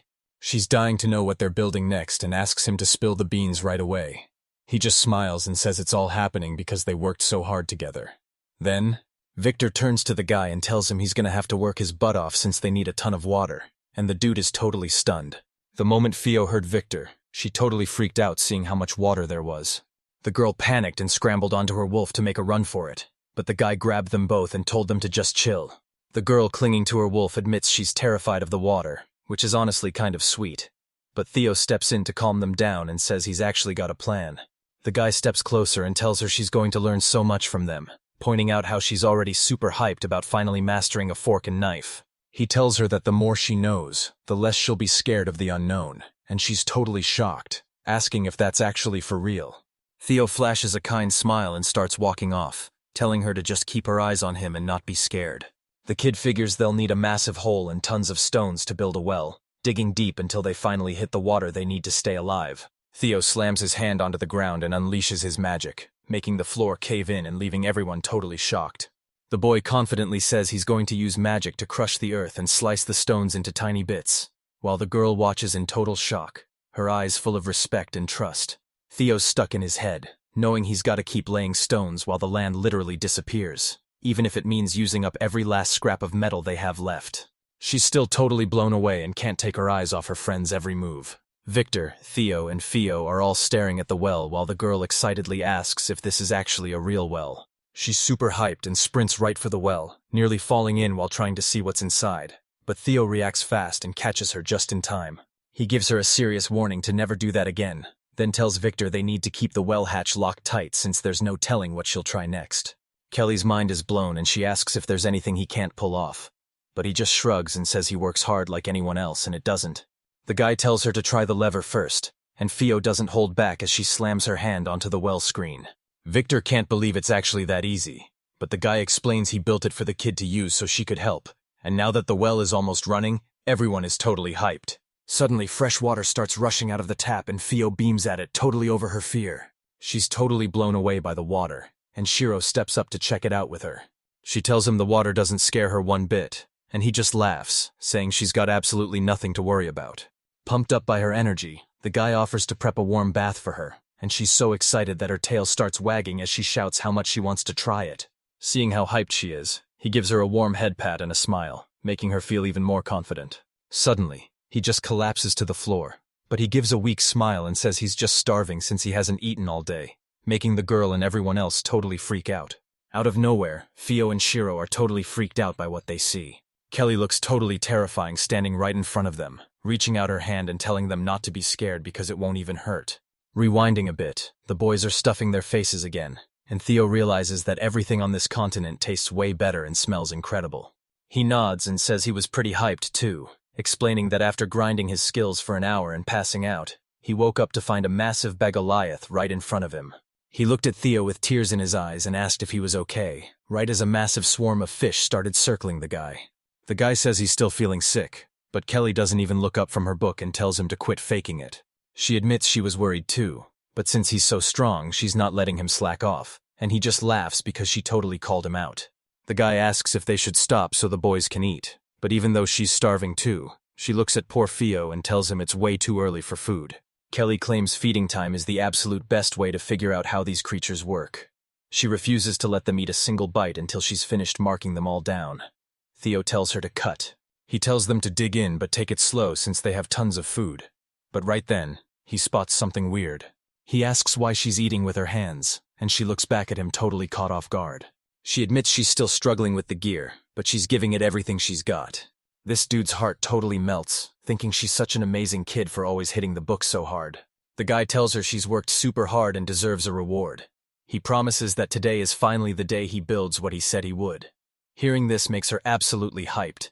He's picturing a super fancy bathroom and swears he's gonna build the whole thing today. He suddenly looks down and sighs, so Kelly asks if the construction is hitting a snag. But he tells her that even though that's not it, she actually guessed right. Theo thinks it over and says the baths are just like any other building, but the real problem is gonna be getting all that water inside. He decides he wants hot water on demand, but he's worried that a massive tank and heater would just take up way too much space. Kelly asks what if he just swaps everything for a magic tool, and the guy is totally stunned, asking her what she even means. Theo realizes Victor is the one holding all the gear and tries to ask him about it, but Victor just completely blanks him before he can even finish. The guy says Victor's already gone to find a spot for the farm, and Theo just grabs his head in stress because he's still got a mountain of work to finish. Out of nowhere, he has a wild idea and tells them they should all go look for it together. He's super hyped and says they'll find him in no time since he was already in the hero's squad, while Theo just gives a shaky smile and says thanks, even though he's low-key freaking out inside. The guy nervously says they have no clue where he is, but then he stops to think and spots a few people looking way too happy. They walk right up to Theo with her wolf Shiro, looking at him with super hopeful eyes because they're definitely up to something. She hops onto her wolf, and with a quick snort, he says it's up to them to find Victor, which totally shocks the guy since they look like such a cute little team. The guy just smirks, saying Theo riding Shiro is a total ripoff of him on Big Goliath. But then the girl gets super serious and asks for a rope. He says yes without even thinking, but now he's totally confused about what they're actually gonna do with it. He didn't even get to finish his sentence before the girl and the wolf and the guy suddenly bolted off in the same direction. Theo's totally stunned and realizes he's gotta explain that normal people aren't powerhouses like she is, just hoping the poor guy ends up being okay. The guy finishes getting everything ready and lets out a huge sigh, relieved that he's finally good to go. He knows the hardest part is still ahead, but since the bathhouse is basically just like a well, he just needs to picture exactly what it looks like. Theo tried asking everyone what they wanted, but it was a total mess since their crazy demands were impossible to actually pull off. He realizes they're hitting a wall with their supplies and starts wondering what secret link ties everything together. He finally figured out that this was actually a massive open bath for everyone. He pictures his friends going wild for his idea, and Theo's totally sure that since the bath is already done in his head, he just needs to imagine the rest. He puts in the work to build a washing station and a drainage system, and after wiping the sweat off his face, he's hyped because he's finally almost done. He turns around, thinking Theo and the crew are about to show up, when suddenly he catches the girl's hand waving him over. The guy with the racing heart shouts that they finally found Victor, and the girl just grins and confirms it, making the man realize there's a massive gap in their power. The guy claims Victor has a magic item, and Theo stands up tall, totally hyped as he asks if it's actually true. The guy is a total wreck and says Victor was stunned he forgot to mention the news, but Theo tells him to wrap up the bath because even though they found the device, they have no idea how it works. He thinks it looks super expensive but doesn't get the hype. Then Theo explains that this thing can literally turn into a whole mansion, and his eyes start sparkling like crazy. He explains they need warmth, so the machine is already packed and cranking out heat, proving this thing is full of surprises just like a real magical artifact. Theo explains that just hooking up a cold water pipe will give them instant boiling water, making the guy freak out and ask if he's holding a whole mansion in his hands. But Theo just grins and says he should probably just hand it over. The guy grips the magic device with a massive grin and says it's finally time to get to work. He triggers the magic device, and it hovers right above his palms, glowing with a warm light as if it's finally waking up. This dude explains that the pipe was split in half and wired straight into a logic device. He explains that the whole setup is just to make sure they get both hot and cold water, and now he just needs to cover up the pipe so everything looks super clean. A bit later, the Ocopanately shows it off to everyone, and announces that the bathhouse is finally ready to use. He hypes Theo up for being a total pro at everything, and while Theo humbly says he's nothing without his tools, the guy points out that with the right materials, Theo can pull off stuff they haven't even dreamed of yet. Out of nowhere, Theo sprints right at the guy and totally catches him off guard. She's super hyped to hit up the new bathhouse ASAP, and the guy tells her not to sweat it because they're almost there. Suddenly, a guy up ahead spots Kelly and yells her name to get her to look over. She spins around to ask what's up, and when he tells her Theo needs a bath, her whole face just lights up with pure excitement. The girl smiles and says she's got it, but as soon as Theo says he's counting on her, she gets this look of pure terror like she knows something bad is coming. The guy says bye and leaves them alone, promising to wait outside, and while Kelly is totally down with that, Theo is super confused and asks where he's going while looking at the girl with... Kelly flashes a terrifying grin and tells them not to worry because it won't even hurt, making the girls in the wolf gear freak out and trade nervous looks. Theo is pretty worried, but since she's showing some real guts, they decide to leave her with Kelly, who's going to keep her entertained and help her pick out a fresh new look. Beagelli asks the kid if he's finally finished, and the boy says yeah while apologizing for making him wait. Theo tells the crew to give it everything they've got while they wait, since the squad is finally back together and ready to crush it as a team. Kelly hands the girl a towel before the bath, and when Theo asks what it's for, the girl just gives her a mysterious, hyped-up look and says she's about to find out. Out of nowhere, Theo and Shiro charge into the bathhouse super hyped, but Kelly starts panicking and warns them to watch out because the water is boiling and the floor is crazy slippery. She swings the door open and blinks, looking around in total shock. She spots a massive room with a giant steaming bath and her eyes totally light up. Kelly's totally blown away and has to admit the guy crushed it, because now the place looks straight up magical, and the girl is absolutely glowing as she stares at her new bathtub. Kelly spots the slanted floor meant for drainage and warns everyone it's a total slip hazard, but she still has to give them props for doing such a killer job. Kelly notices the wooden tub stays hot for a crazy long time, and she's dying to know the secret behind its awesome design. She saw how massive the bathtub was, and suddenly, the other girl was already sprinting into the bathroom looking super hyped. She dives right into the tub, sending a massive wave flying straight at Kelly. She's totally drenched and realizes the tub is big enough to swim in, but as he watches her doggy paddle around, he knows he's going to have to teach her some serious manners. Kelly shakes the water off and asks her why she seriously thought she was too scared to dive in. The girl says it feels awesome, and the other girl says she's into hot water since she's already taken a bath like that. Kelly asks if they've ever hit up the bathhouse, and the girl says they've only seen hot water bubbling out of the ground. But when Kelly points out the window, the girl is totally blown away. Kelly realized this meant a hot spring had to be hiding somewhere close by. Suddenly, she gets really sad and says they can't go there anymore, leaving the other girl listening in total shock. Theo says that once they all got together, they spent the whole time swimming and licking each other while having a total blast. The girl bursts into tears because they can't go anymore, and Kelly just stares at her feeling totally guilty. Out of nowhere, she bursts from the water and jumps right on Theo, licking her face to cheer her up. Kelly looked over at them and her jaw dropped when she realized Shiro was actually there. She watches as the girl finally cheers up and starts laughing, holding her loyal wolf close. Kelly realized they were actually hilarious, so she decided to stick around and keep watching them. Theo grabs the sheets and is totally hyped that they're finally dry. He's totally shocked that his clothes dry in just 10 minutes, especially since he used to complain about his sheets taking all day to dry. He says that when you mix fire and wind, that super hot blast will dry out anything instantly. Theothrosa tosses a sheet over Beagelli and thanks the guy for helping him out. Suddenly, he catches the sound of people chatting and hyping someone up right by the bathhouse. He peeks inside with the rest of the crowd, everyone wondering if that's actually Theo. Out of nowhere, he spots a girl looking totally amazing in a super cute outfit. She whips around and finally spots her friend. Theo spins around to show off her new fit and asks him what he thinks. He's totally blown away and tells her that outfit looks absolutely fire on her. Kelly explains her gear is literally made from the monsters in the area, and the guy is totally shocked to see her wearing something so wild. Kelly's feeling herself and asks him who he thinks he's even dealing with. He realizes that fresh clothes and shoes are exactly what the kid needs, so he gives the girl a look of total respect and tells her this is way better. He leans in and tells Theo she looks beautiful, making her wag her tail and bark happily to say thanks.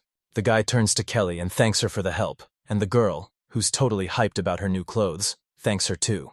Suddenly, he stops dead in his tracks when he spots something totally weird right in front of him. He spots Shiro sitting right there on the floor, looking super white and fluffy. The wolf catches the guy staring, glares right back at him, and lets out a sharp bark. The guy turns around and is shocked to see his fur is way more silver than white.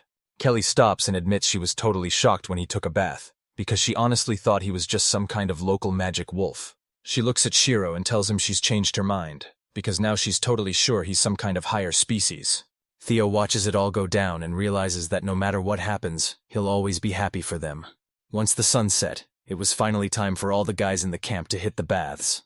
Theo takes a deep breath and kicks back, saying there's literally nothing better than a hot bath after a long day of work. He knows everyone can finally chill out, and even though building this was a total grind, he's just stoked he actually pulled it off. Theo's only real worry is Beagelli, but he quickly realizes the guy is so massive that there's no way they're ever sharing a bath.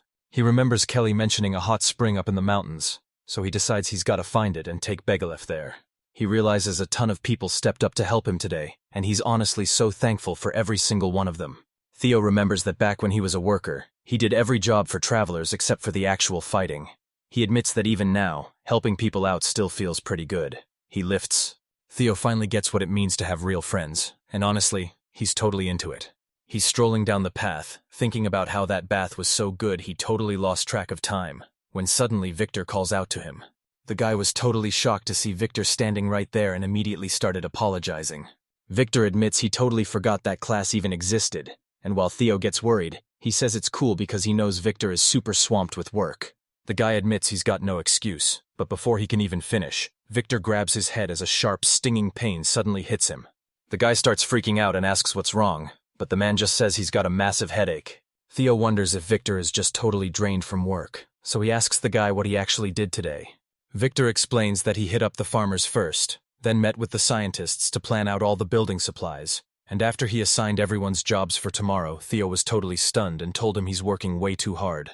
Victor shrugs it off like it's nothing, but the guy stops him right there and tells him to quit taking on more because he's already overdoing it. He straight up admits that if Victor is gone, they're totally stuck and can't do anything without him. Theo explains this is exactly why he's asking for less work, and Victor is honestly shocked to hear it. He knows they're split into teams to make the camp better, and if just one person gets sick, the whole squad's progress is totally gonna tank. Theo knows exactly what Victor is capable of, but the guy just laughs in his face like the whole thing is a joke. Victor thinks it's hilarious hearing that from Theo, but he thanks him anyway and promises to watch his back from now on.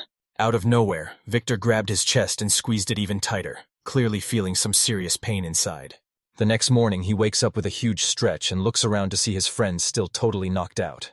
He sees the guys all crashed out in a big pile under the warm morning sun, and thinks to himself that things are finally feeling super chill and peaceful. He gave Shiro a gentle pet, remembering how they all played after dinner yesterday until they finally crashed, feeling exhausted but super happy. He sees the boys are totally wiped out and still passed out, but he just smiles, knowing they're still just kids who live for the next big adventure.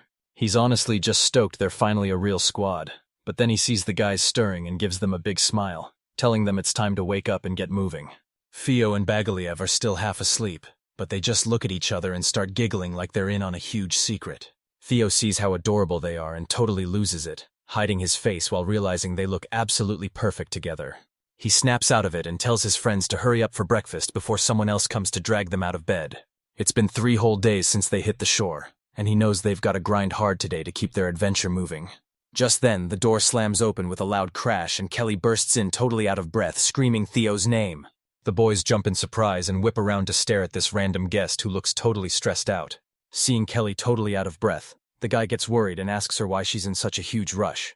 Theo is totally clueless and tries to apologize for missing breakfast, but the girl just fixes her hair and tells him they have way bigger things to worry about right now.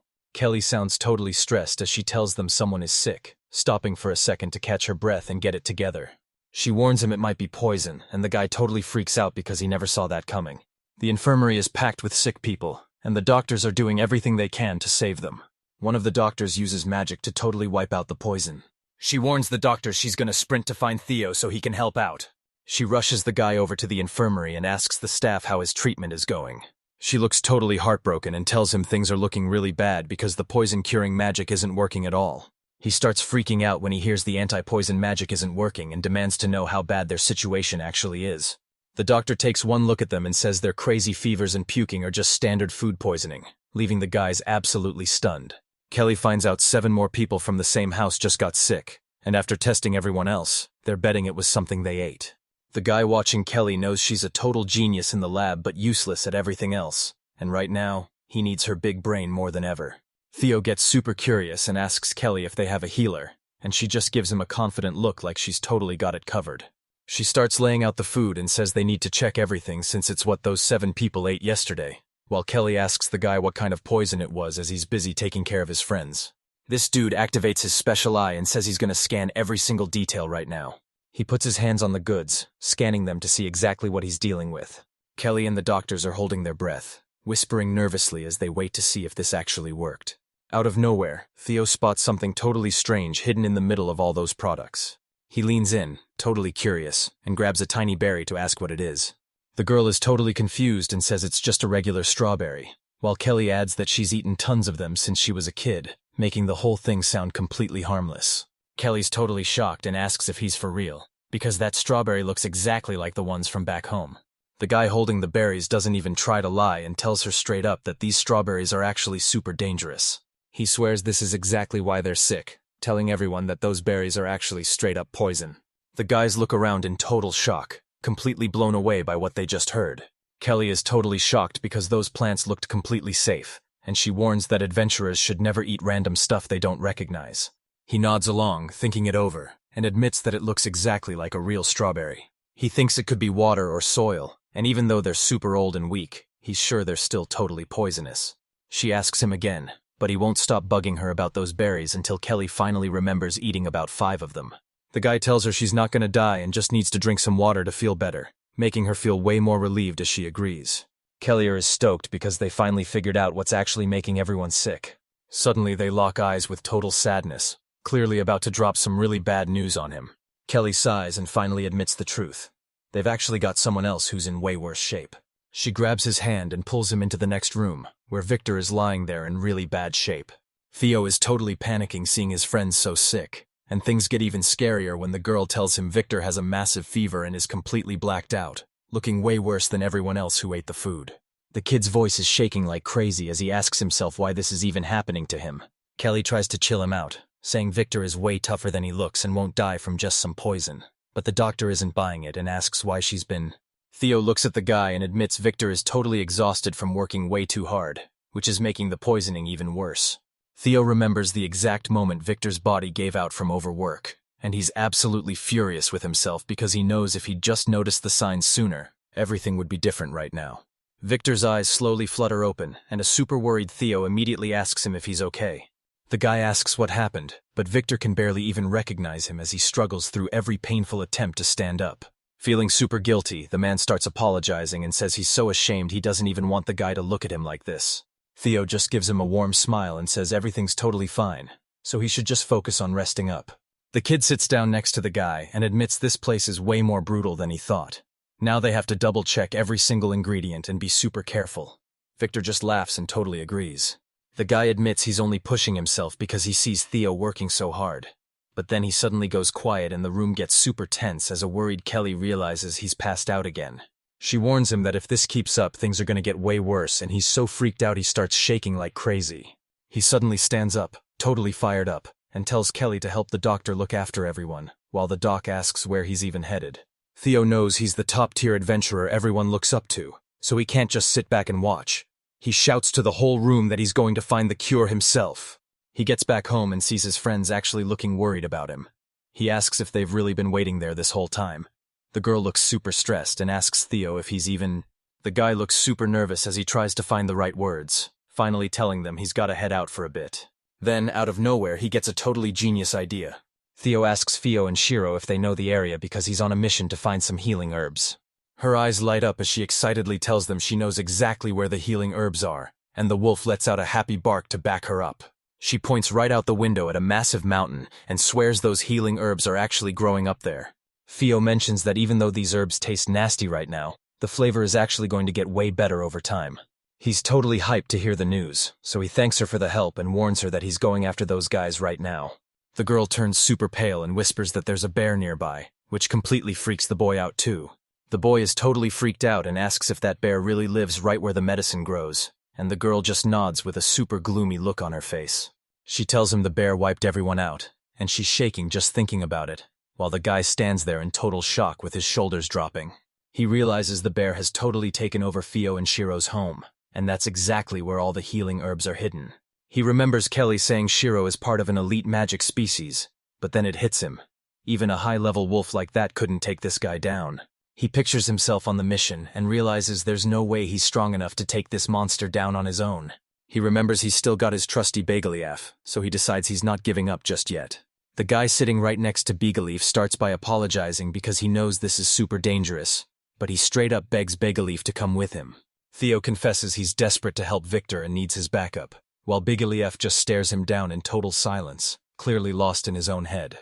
Beagelli looks totally annoyed as he stares at the ground and shocks the kid by saying he doesn't want to go and doesn't even see the point. Theo is totally shocked by the rejection, so Galiev makes a deal that if he comes along they'll play all day, and the boy listens closely to figure out how to make it work. Beagelli's totally on board and says he'll do whatever it takes as long as they finish the mission and save Victor. Theo looks at his dragon and is just so hyped that Beagelli is finally his, knowing he'll always value their bond as best friends. Suddenly, Theo and Shiro's eyes start sparkling as they beg to go too, and the guy just stares at them with his eyebrows raised in total disbelief. Theo stares as the girl hugs the wolf, wondering if this crazy duo is seriously coming with them. Shiro basically reads his mind and tells him not to sweat the bear, leaving Theo totally stunned and confused by how confident he's acting. Shiro sounds totally sure of himself when he says that even though their family is gone, they're still in this together. He says they actually trust him, and the guy is totally blown away again. He closes his eyes, wondering if it's actually worth dragging them along on this deadly mission. Theo knows he needs their help to find the herbs fast, so he agrees to let them join. But only if they promise to run the second he says so, and the boys are totally hyped to start. He steps out of the house with total confidence and tells everyone it's finally time to move. He says they gotta hit up the infirmary first to see if Victor is actually okay. Kelly spots the guy and asks him how that antidote is coming along. He says he's got a pretty good idea of what's in the poison, but he still needs to find some herbs to actually whip it up. He asks if they can look after the patients for just one more night. He tells them to just carry everyone over to his place, because if they're that sick, they're definitely gonna need his toilet. Kelly's pretty shocked and asks him how he finished everything so fast. He says sorry for pushing her so hard when she's already going through a lot. He pumps his fist, totally fired up, and says he's gotta find those herbs right now to save Victor's life. Theo yells that they're heading deep into the forest, and the girl looks totally shocked. Kelly asks if he's totally lost it since that place is crawling with deadly beasts, but he just says it's the only way to save Victor. So the whole squad is rolling up there together. The guy tells her it's the only way to save Victor, so they're all going together, and he promises Kelly they'll bolt the second things get sketchy. Kelly sees exactly what's going down, and the guy tells her they're out of options and have to move right now. She's down to go, but warns him that the bear could be way more dangerous than they think, though he just tells her to relax because they're going to be super careful. This kid is totally fired up and ready for action, so they all group up and head out of the camp and straight into the deep dark woods. The doctor watches everything from the window and tries to speak up, But Kelly shuts him down, saying they have no choice but to let him go on this dangerous journey. Kelly points out that even though they're supposed to be scientists, they actually know nothing about this place, and it's totally freaking her out. She looks up at the mountain, hoping for the best as she begs them to stay safe because she's honestly super worried about them.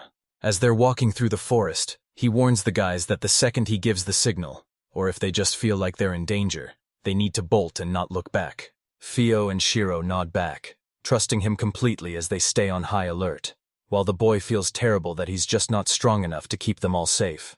Still, he swears he'll protect them with everything he's got until the very end. He shouts that it's time to move, and they charge deep into the woods toward the mountain the girl mentioned, totally fired up to find those healing herbs and save Victor. Kelly gets totally fed up and snaps at Theo to just try it, demanding to know why he's so scared to finally take a step forward. He's totally freaked out and tries to say no to the weird deal, but his brain is just a complete mess. Kelly's friend tells Theo to stop doubting himself and just go for it. But Theo just looks away, looking totally drained and knowing this is all going to end in a total disaster. Kelly remembers Theo hunting for wellstones and realizes Beagelli F once told them to guard this place, so she thinks it's worth a shot since the dragon totally respects him. She tries to convince him it'll scare off other animals and points to a tree to test it out, but Theo just hides his face in total despair, swearing he'd never agree to something like that. He scratches his head and looks away, feeling like Kelly has never really cared about this kind of stuff anyway. Suddenly he sees Theo, Shiro, and Beagelli standing right there, staring at him with huge, sparkling eyes. This dude is totally freaked out by what he's seeing and has no clue what they actually want from him. Kelly pushes back and tells him they're all counting on him, asking if he's really gonna crush their dreams and hurt them like that. The dude just freezes in place, completely lost on what he's supposed to do next. He's kicking himself because he knows he's acting like a total weirdo by human standards. But while the guys hike through the forest, Theo clearly has a sneaky plan brewing. He knows these animals are just being social, but he still doesn't get why he has to join in, until Theo suddenly grabs Beagelli right by the tail. He's clutching his head and wondering why he even brought Theo and the gang along. But while he's stressing over what to do next, he sees her having the time of her life riding on Beagle's tail, and it actually makes him crack. He looks back at his laughing friends and wonders if they've already totally forgotten about that weird deal. Even with everything going down, he realizes they've totally checked out, but Kelly sees the kids are bored, and suddenly gets a genius idea to make them smile again. Suddenly, the girl starts yelling at the guy, and Theo whips around to see what's going on. She shoves a massive worm right in his face and asks what he thinks, making him scream so loud it echoes through the whole forest as he scrambles away in pure terror. Kelly grins and asks if this is a cute little baby, but the guy looking at the creature is absolutely terrified. He's totally stunned and asks what the heck it is, but Kelly says she just found it by the road and has no clue, even though she already checked with Theo, which totally shocks the kid since he thought Theo knew everything. Kelly says Theo told her the whole thing had absolutely zero flavor. He really started to chew on everything she just said. Kelly asks if he wants a taste, but Theo shakes his head and says he's just really sorry she actually had to eat it. He watches Theo play with the wolf and says that since her herd was wiped out, she's gonna have to eat something eventually if she wants to stay alive. Kelly fires back that life itself shows you how to survive, and if they have to eat nasty worms to stay alive, then that's just their reality now. She admits she's only telling him this so he finally gets how much this matters to them, and he's actually blown away, finally starting to see things through her eyes. He knows Kelly is a total weirdo, but he knows he can actually count on her. It finally clicks for him that she trusts her friends too, so he says he's sorry for not realizing how much she truly cares about the girl and all the other kids. He grabs his head and admits he thought she just saw people as science experiments, but she just starts cracking up and asks if she really looks that way to him. Kelly's still cracking up and asks if he's ever wondered how they taste, making the guy totally freak out and scream that she's insane while begging her to get that monster away from him. Theo finally snaps and admits he did everything to keep this off the menu, but the girl just grins and says she was trolling him for the laughs, leaving him wondering why he even puts up with her. The guys are sprinting through the thick woods with a cool breeze hitting their faces, and Theo sticks right by the girl's side to ask how much further they have to go. Riding her wolf with a huge grin, the girl shouts that they're super close and points exactly where the healing herb is waiting. He scans the circle of people around him and knows he has to give it everything he's got for Victor. He focuses up and bolts through the forest, using his appraisal magic to scan for anything that could help them out. They push through the tall grass until the wolf suddenly stops, and when he points out some herbs, Theo just frowns because she's never even heard of them. She turns to him and asks if there's anything good, but he just looks at it totally confused and asks if they really went through all that trouble just for this. He finally gets his head in the game and starts scanning everything with his skill, grabbing every single item that looks even a little bit useful. She's totally hyped and asks if you can really learn everything about an item just by looking at it, while Theo admits that Theo is basically a genius. The guy just gives a modest grin and says it's all skill, making the girl wag her tail because she's totally impressed. Theo admits it's been a long time since anyone hyped up his judgment, but he remembers he can read people so well it used to blow his travel buddies' minds. He activates his appraisal skill and starts scanning every single blade of grass in the clearing, getting totally locked into the zone. He admits the herbs to stop the poison are super hard to track down, but the girl stays positive and insists they have to find them anyway. Just then a memory hits her out of nowhere. She points off to the side, totally sure that's where they need to go, and he agrees while asking her to explain what's actually happening. Theo gets a bad feeling the second his foot lands on something huge and round. She's totally freaking out and telling him to watch his step, but he's just confused because he had no idea mushrooms could actually explode. Out of nowhere, he spots a massive plant to his right chomping down on some kind of lizard.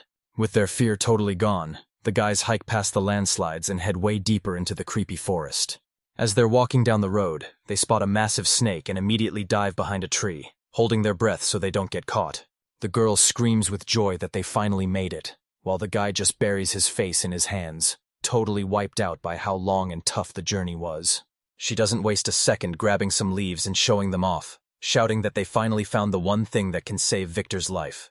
She cracks a small smile and says eating it made her feel way better, so he totally agrees and tells her she's gotta come check it out like it's something super special. He takes one look and instantly knows it's just a basic forest herb that fixes stomach aches and helps with digestion. She snaps because she can't believe the answer is so basic, feeling like her big hopes just got wrecked, while the boy stays totally calm and tells her the herb is just for stomach aches and won't touch the poison she's worried about. Via starts panicking, worried she dragged everyone all this way for absolutely nothing. Theo suddenly grabs her head and gently strokes her hair, telling her to stop worrying because they can handle anything as long as they're together. He smiles and pats her head, saying they'll be a huge help once they find the antidote, and tells Theo she's a good girl who did an amazing job. Theo's face lit up as she wagged her tail and totally agreed with him with a massive smile. Everyone grabs the grass together, and Theo hopes it'll help Victor feel better even if it's not a real cure. But then the beast suddenly calls his name, making Theo turn. Beagelli picks up a weird scent he can't quite identify. Then the beast finally reveals itself, and the guy just tells it to stand up. He sprints after him, shouting for him to hold up, when he suddenly spots a stone-rimmed pond in the woods and wonders if he just found a hot spring. Our hero is totally blown away by the size, saying it looks more like a massive swimming pool, and he can barely even see the far shore because it's just that huge. Beagelli licks the water and tells Theo it's burning hot, and that's when it finally clicks. They're standing in a hot spring. He checks the item's stats, but it only heals tiredness and skin problems, so it's not what he's looking for. The girl tells him they can come back later. She mentions there are herbs nearby, and when Theo asks if they're on the other bank, she says she sees them perfectly. But even though he stares as hard as he can, our guy knows he's got to get closer, but this thing is so massive he won't even reach it until tonight, and he definitely notices those giant stomps shaking the ground. The monster slides into the water with a grin and tells our shocked hero to just count on him. They start floating right on top of it, and when the MC asks him to slow down, he actually listens. The girl thinks it's a total blast, but Theo is freaking out. He looks ahead and finally spots the shore, realizing they're almost there. The Beagelli finally finishes the swim, and as they hop off the beast, our hero gives him a quick thanks before being totally blown away by all the flowers. Our hero stops right in front of this massive field of flowers and is totally blown away by how incredible it looks. He grabs one of the flowers to check its stats, locking in to figure out exactly what kind of crazy effects it has. She stares at the flower in total shock and asks Theo if this is actually the one they need. The guy stays dead silent, so Beagelli asks what's wrong, but then our hero just reaches out and pulls all three of them into a massive hug, totally catching them off guard. He's super hyped to tell them they finally found the herbs that can cure poison. He holds up the flower with a massive grin, and as soon as everyone sees it, they all start screaming with total hype. The girl keeps yelling that they finally found the spot, and as they all start grabbing flowers, the guy tells them they've got plenty. He flashes a big grin and thanks them for working so hard, telling them Victor is finally safe, which leaves everyone staring at him in total shock. The beast thinks he's doing all this for his new squad, but Beagelli is just hyped to get some praise while the girl starts cracking up. The girl turns to Theo and says it's time to head home, while Beagelli adds that the whole crew is just waiting on him. He grins and says they got the herbs safely, so it's time to head home. But then a weird noise rings out and everyone suddenly freezes in their tracks. He steps right in front of his squad, and they're all on high alert, thinking he just picked up on some seriously evil vibes. He stares into the woods and realizes that massive energy is coming right at him, making him wonder who the heck is actually there. Our hero warns everyone to stay back and not move a muscle, while the beast glares ahead with a low growl. He's totally on edge, wondering who could possibly be waiting for them up there. Theo thinks back to all the wild battles he's survived and the crazy monsters he's already faced. Our guy creeps forward and ducks behind a tree to peek, realizing this monster is way scarier than anything he's seen before, just as he spots a mysterious shadow lurking in the bushes. He's completely frozen in shock, wondering who this could be, while a massive monster with a creepy vibe stands right in the bushes holding something mysterious. Our hero is totally stunned, wondering who this creature really is, while his squad glares at the monster as it just stands there doing nothing. Suddenly, this thing starts creeping through the bushes, and our guy spots it lurking right behind a tree. He signals his crew to stay put and keep their heads down, then gestures for Beagelli to stay back, just praying the guy actually understands his messy hand signs. Theo's jaw drops at the creature's insane aura, realizing this thing is on a whole different level than any monster he's ever seen, and while he wonders if it's a spirit or a demon, the girl just snarls and calls it a bear. He asks her if this is the same bear that tried to take them out back then. Theo's looking at this thing thinking there's no way it's a bear, and honestly, do he and Shiro even see the same monster? But look, that doesn't even... The monster digs its claws into the ropes and pulls, revealing a bunch of terrified little wolves tied to the ends. They step forward, growling and breathing heavy, and the guy is totally shocked to see their wolves just like Shiro. He remembers his friends saying the bear was the one who split them up. And looking at Faihu, Shiro, and Shock, he finally realizes where this is all headed. He's totally shocked to see Theo and Shiro baring their teeth and glaring at the enemy with pure rage. They both start growling at him, and that's when it finally clicks for Theo. This is definitely the guy who attacked him and Shiro. The boy watches the monster lead the tiny wolf cubs, but when one of them makes a noise, the creature suddenly hits it with everything it's got, making the poor thing squeal. The monster opens its mouth and lets out a massive scream that hits another wolf, leaving everyone else shaking in pure terror. Theo is crying and totally furious, and just as she's about to jump him, the monster starts screaming like crazy again. Our hero tries his best to keep his cool. It's the #1 rule every adventurer has to follow. If you panic when things get dangerous, your whole team is dead. Theo swears that nobody is going to die, and then the guy shifts his focus right onto Beagelli. He asks the beast in his head to help him kill the monster, and the beast is totally down for it. Theo tells Theo and Kiro to stay behind, and as they stare at him, he explains he needs to cool his head so things go smoothly. He tells them to stay put and keep their heads down while he and Beagelli distract the guy to save those wolf cubs. He's trying to come up with a distraction and explains his whole plan to Beagelli, but the beast is still worried if they're actually going to be safe. Our guy just chills on the grass with a big smile, telling everyone it's all going to be okay, so let's just let them believe him. Theo just smirks and says he promised to keep everyone safe, and the crazy part is, the beast actually listens to him. Gelif actually takes his side, so our hero says everything is totally fine and turns to look at Theo and Shiro. He tells them to listen up and stop blaming themselves, because feeling guilty isn't going to fix anything.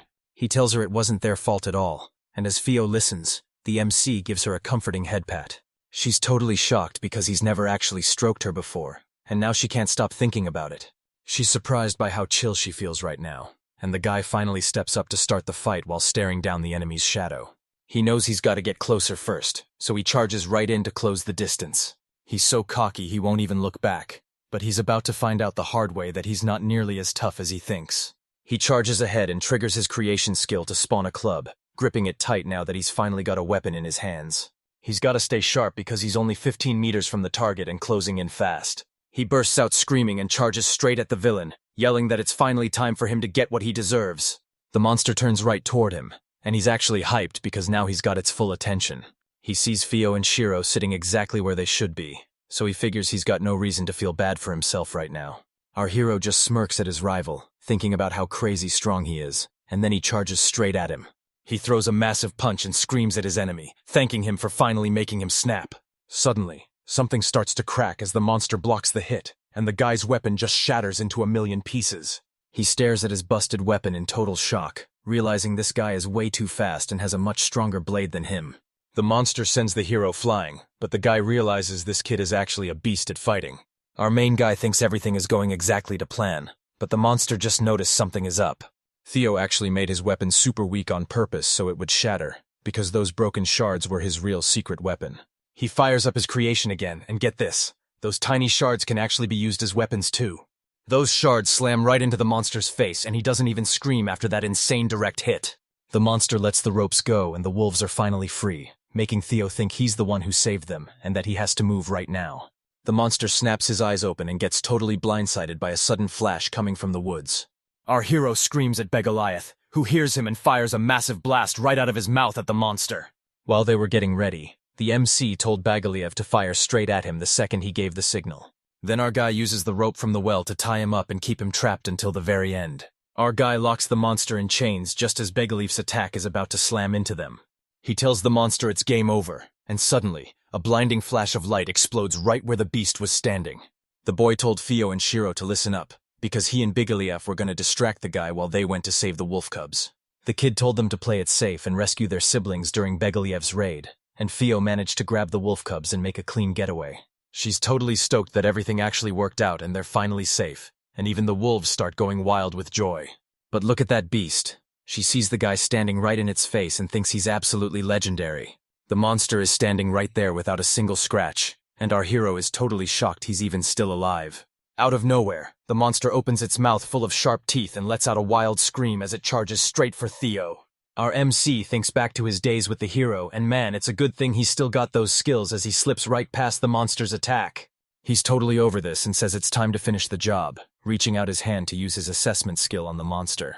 Theo figures it out and screams to Beagelli that the monster is terrified of fire, and Beagelli catches on instantly. Our MC realizes this monster is on a whole different level and is fueled by a pure hatred for every single living thing. We gotta handle him right now, because if he gets any stronger, he's gonna come back and destroy the whole camp. Back at the house, a girl is busy cleaning in front of a guy named Kelly, but she spins around the second she realizes the rest of the group is finally back. Our guy stumbles into the house clutching his head, while the girl is just super hyped to see him. Theo checks in on everyone, and Kelly gives him the awesome news that most of them are finally getting back on their feet. Victor is looking way worse by the second, so we have to start his treatment right now, and that's exactly why I showed up. He pulls some flowers out of his bag and says it's time to make the cure, and when she asks if he actually found the herbs, he tells her he almost died getting them. He tells her he'll explain it all later while putting the medicine on the table, and when the guy next to Kelly asks if he actually knows how to make meds, she tells him he definitely does. He's totally shocked because production skills are usually just for making basic stuff like chairs, not actual medicine. It finally clicks for her why Victor was so set on bringing Theo along for the ride. He yells that he's finally done and shows off the bottle while they call him a good boy. But the girl says they've got to get it to Victor right now. He tells everyone to hold up, checking his stats and warning them that even though the cure is done, there's no guarantee it'll actually work on the first try. He starts talking about how the human body works, worrying Victor is so weak the potion might actually kill him. So when they ask for a better idea, Theo just slams the bottle down on the table. This dude asks for a poisonous red berry to eat, and everyone is completely shocked. Theo says he's gonna swallow it and then chug the antidote right away. They don't have any time to just sit around and watch. He has to do this to make sure Suddenly, a voice says he'll be the first to test the medicine, totally shocking the guy. It's Victor, and he's finally awakened. They ask if he's sleeping and tell him to stay down, but the guy says he totally trusts Theo's skills as he pops open the medicine bottle. The guy chugs the potion as the boy screams his name, but it's already too late and he just goes dead quiet. Suddenly, Victor starts coughing like crazy, and our hero is totally horrified as he asks him how he's feeling. Victor complains that it's super bitter, so Theo apologizes for not having time to fix the flavor, but Victor just says the best medicine always tastes gross, though after he starts coughing even harder, Theo wonders if it's actually that bad. Victor gets totally caught off guard and asks what's going on right as these weird bubbles start floating through the air. He's totally shocked to see the poison leaving his body like that, and when she grabs Victor's hand, she realizes his heart is finally beating again. Our MC realizes Victor was basically a goner before the medicine, and now the guy is just turning to Theo with a big smile. He already said he trusts him 100%, so the MC just flashes a grin and tells him to quit playing the old man for a fool. He lays the medicine out on a cloth and tells them everyone's doses are finally ready. So after the girl thanks him and Theo says she knows exactly what to do, he turns to Kelly to ask. Kelly asks about the fake bear again in total shock, and the guy explains that Theo's idea of a bear is way different than theirs as he struggles to find the words to describe the actual monster he remembers. Our hero says it's a demon, but let's just call it a fake bear for now. Kelly asks why he's making things so complicated if she already gets him. There's this weird prickly thing inside him, and the girl's totally shocked, asking if it's a magic stone. She knows every monster drops one of these when they die, and even though she's no expert, this stone gives off a seriously creepy vibe. Our guy tells her she's wrong because he already used his assessment skill to see it's not actually a monster, and the girl is completely blown away. Theo reveals he's actually a creature that shouldn't even exist, and Kelly is completely blown away by what she's hearing. His assessment skill couldn't even get a full read on him, and he's never run into anyone like this in his entire life. Every plant they recognize is toxic, and they're bumping into monsters they've never seen before. Just how many more wild secrets is this new continent hiding? Even their guide has no clue how much. Kelly says he's down to help anyway, and the guy is like, obviously, before turning his attention back to the girl. He tells her he forgot one tiny detail and says she should fill the others in once they're better, making her spin around in total shock to find the wolf cubs staring her down. The wolf cubs are totally vibing with the girl, while the MC says sorry to Kelly for keeping her in the dark, praying she'll stop giving him that terrifying death stare. The sun is shining, but there's foam all over the place and someone thinks it's actually pretty interesting. Kelly, Theo, and Shiro are scrubbing the wolf cubs in a mountain of bubbles, and Kelly's dying to know why Theo kept these adorable things a secret, asking if She tells them she knows they're totally freaking out, but she promises everything will be fine and she won't let them end up in some gross place. Kelly shouts that they're part of this too, and as soon as a wolf cub spots Theo and Shiro, he lets out a scream that leaves the girl looking totally stunned. Kelly says sorry to Wolf Cub for hitting his sore spot, noticing he's covered in nasty bruises from head to toe, but luckily nothing's broken and there aren't any deep cuts, so. The wolf cubs start whimpering and shaking, but the girl steps in and says she knows about all the pain they've suffered because Theo told her everything, and she promises that things are finally going to be okay. She pulls the wolf cub into a hug and tells him he's safe now, and the little guy is so happy he actually starts wagging his tail. Theo walks up to Kelly and tells her that even though she's a total weirdo, they actually really like her. She's totally overthinking why she's so weird, but Theo has no clue what she means, so she just heads inside with Beagelli and says sorry to Kelly for causing another huge mess. She grins and shows off 3 clean wolf cubs bundled up in towels, leaving the guy totally stunned. He asks her why, and she explains that drying clothes is a total pain, but at least they won't freeze or get sick, so she tells him to just relax while he takes it. She totally agrees and says they realized they were safe almost immediately, especially after she gave them such a thorough scrub down. These guys were actually way more chill than Theo and Shiro, and when the MC looks over, they just stare at the floor because they totally hate the smell of soap. The girl asks Theo to wipe them down, and he agrees, but reminds her they're definitely gonna need to be fed later. Suddenly, the 3 wolf cubs start wiggling out of their towels, and while Kelly and Theo is totally lost, Theo realizes they're just starving, so Theo tells the pups there's a ton of delicious food waiting for them. They're handed a massive slab of meat and told to eat as much as they want, making the wolf cub's eyes light up with pure excitement. First she's begging Theo to hurry up with the food, but then she tells him to stop right as he's pulling out a piece of meat. Kelly says these guys are in total rough shape and haven't eaten in forever, looking way worse than Theo and Kiro did at the start, so giving them a big meal right now would actually wreck their health. Our guy asks if this is for real, but that's a huge no-go, so they have to start with tiny snacks while the wolf cubs just stare at their food in total shock. Theo stares at the massive pile of food and calls up Kelly cruel, even though she's totally rethinking if Kelly is actually a nice person. Suddenly, a bright flash goes off, and our hero stares at the spilled medicine bottles in total shock, trying to figure out what the heck just went down. Yesterday, he worked himself to the bone making medicine for everyone, and finally brought the wolf cubs home, and while he was totally wiped out, the pups started playing with Kelly as Theo and, with a huge pile of gross bottles left over, he just knocked out right in the middle of the mess. But wait, why is his own face staring back from these bottles? He thinks of the Galeath, but that thing looks nothing like him. He thinks maybe Kelly's the culprit, but she was totally drained yesterday, and the rest of the crew is still fast asleep. Then he catches something moving behind a basket and yells, "Who's there?" totally spooking the little creature. He thinks it's just some tiny monster, but then a slime leaps out from behind the basket and starts squeaking like crazy.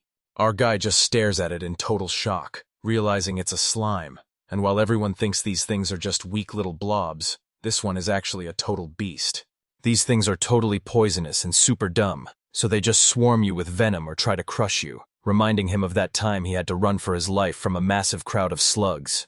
Theo stares at the skinny slime and realizes it's driven by pure hunger, so he tells it to stay still, but the monster suddenly lunges right at him.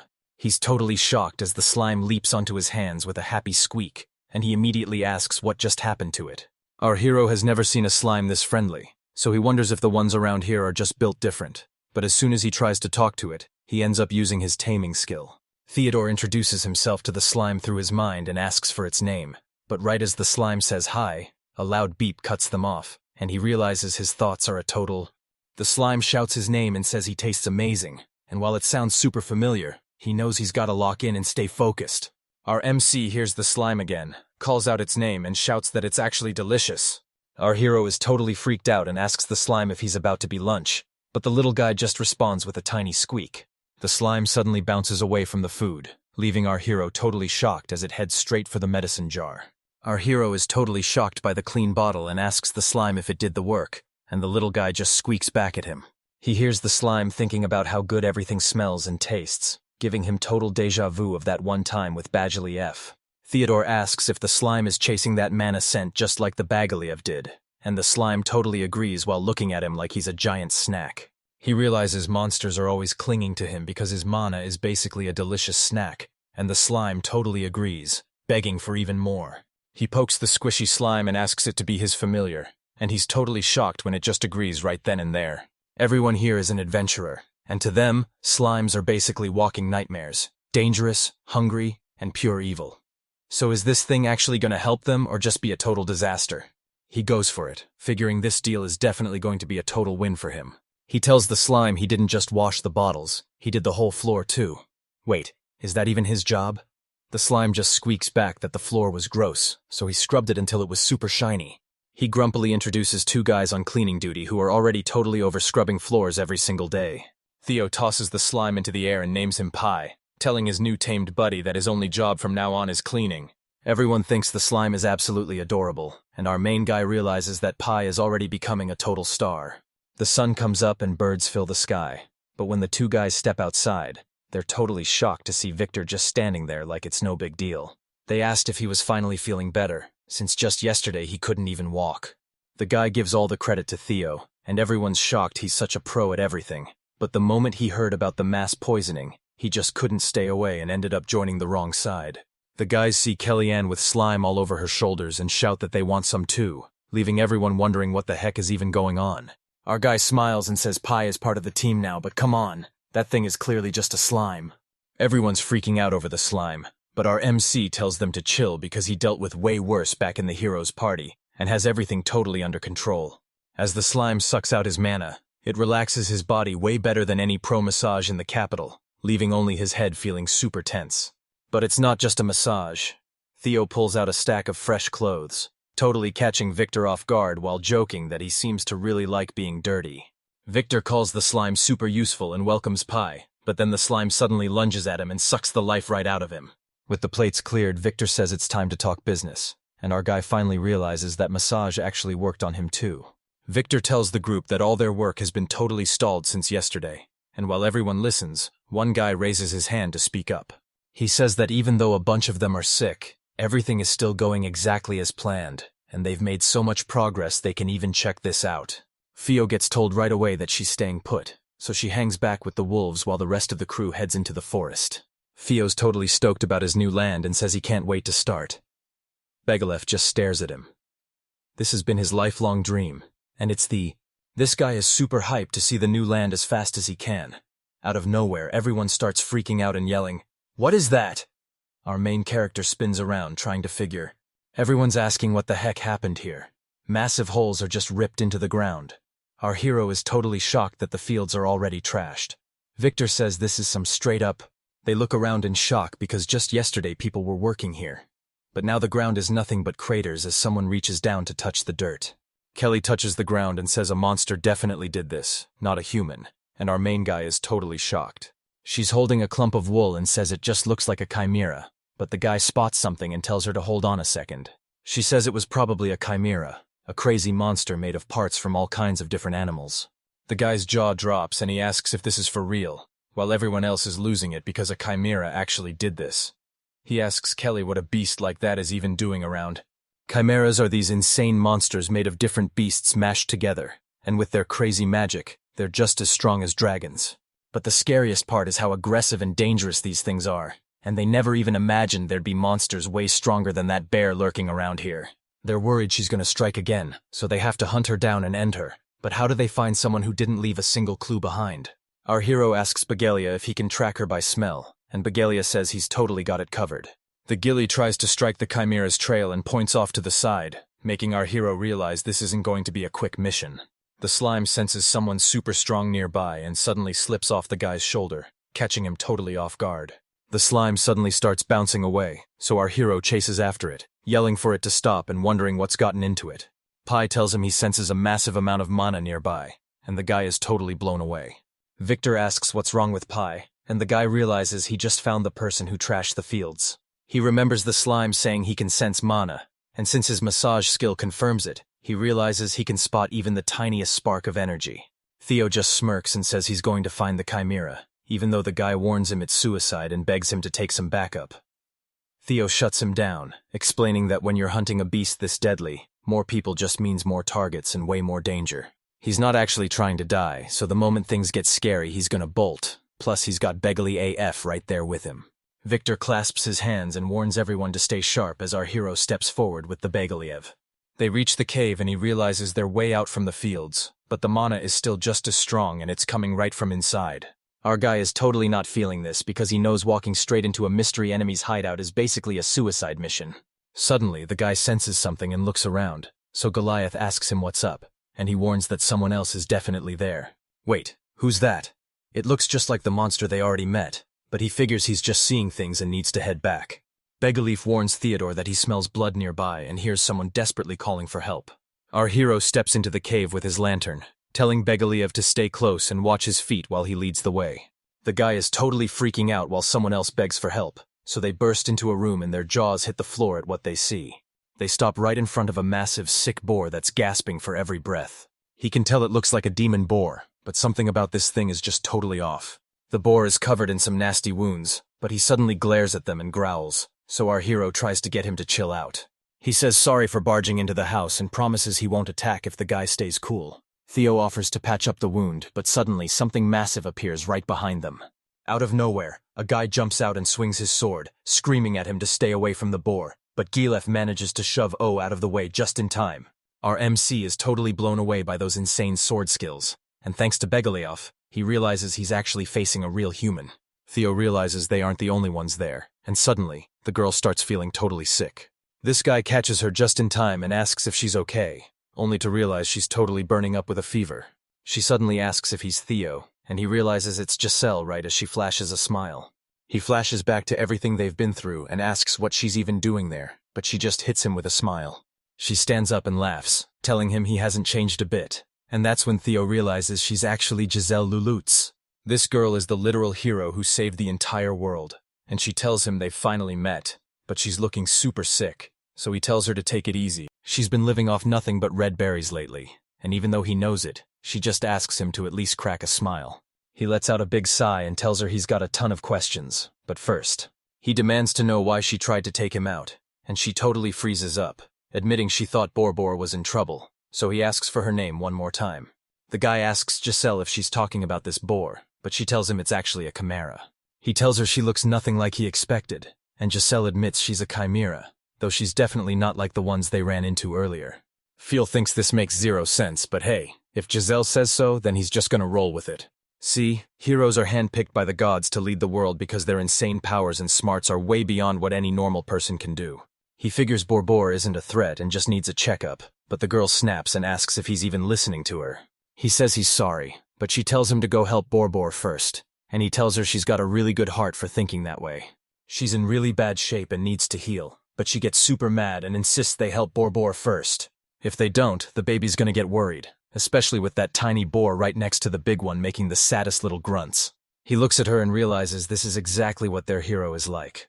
Someone who's super kind and always puts everyone else first. Our hero promises Borbor is gonna make it, and after helping Jazelle finally get some peace, she makes sure to thank him for everything. She tells him he's a total legend and feels way better after just one sip. But he tells her to stop the hype since she's a hero who could have just cured herself. The girl points at the creepy Beagelli and asks who she is, so he tells Theo that she's the one who totally attacked them. She's making him so mad that he looks ready to attack her, but the other guy realizes he's just confused and tells him to stay put since she's not their enemy. She realizes his name is Beagelli, and get this, it's actually her very first time seeing a real breathing dragon. She calls him cute, and just like that, he's not a cute hippo anymore, he's a cute dragon. Beagelli happily rushes up to give her a hug, but he's starting to doubt if he's even a real dragon after switching sides so fast. So they've got to rush back to camp right now because everyone else is totally freaking out. Everyone stares at the blonde guy in total shock, remembering exactly what he told them earlier. Jazelle struts in with a massive smile and a wave, leaving everyone completely stunned while Theo and Beagelli follow right behind her. Victor is totally shocked and asks what she forgot. But when Jazelle mentions how long it's been, he just gives her a quick hello before getting right back to asking why she's really. He asks Theo to explain what's happening, but Theo admits he's just as lost and wants to know the truth too. Theo asks how she even got there, so Jazelle explains she just hitched a ride with a friend during the expedition, and that's when Theo realizes they were the ones on that tiny boat. He realizes he wasn't in the cave at all, so where did her friend go? Victor screams that this isn't funny anymore. They start asking her all about her job in the capital, since heroes get big rewards for being brave and doing secret missions for the king. She asks about her job with a big smile and then drops the news that she got fired, leaving Theo and Victor so stunned that Victor actually passes out. Theos is screaming for Victor to wake up after he blacks out again, and since he just got better, they have to start his treatment all over while the main character heads off to Jazelle. She knows she can't just tell the whole truth if she wants to stop this from happening again, while Victor finally lays down to heal up.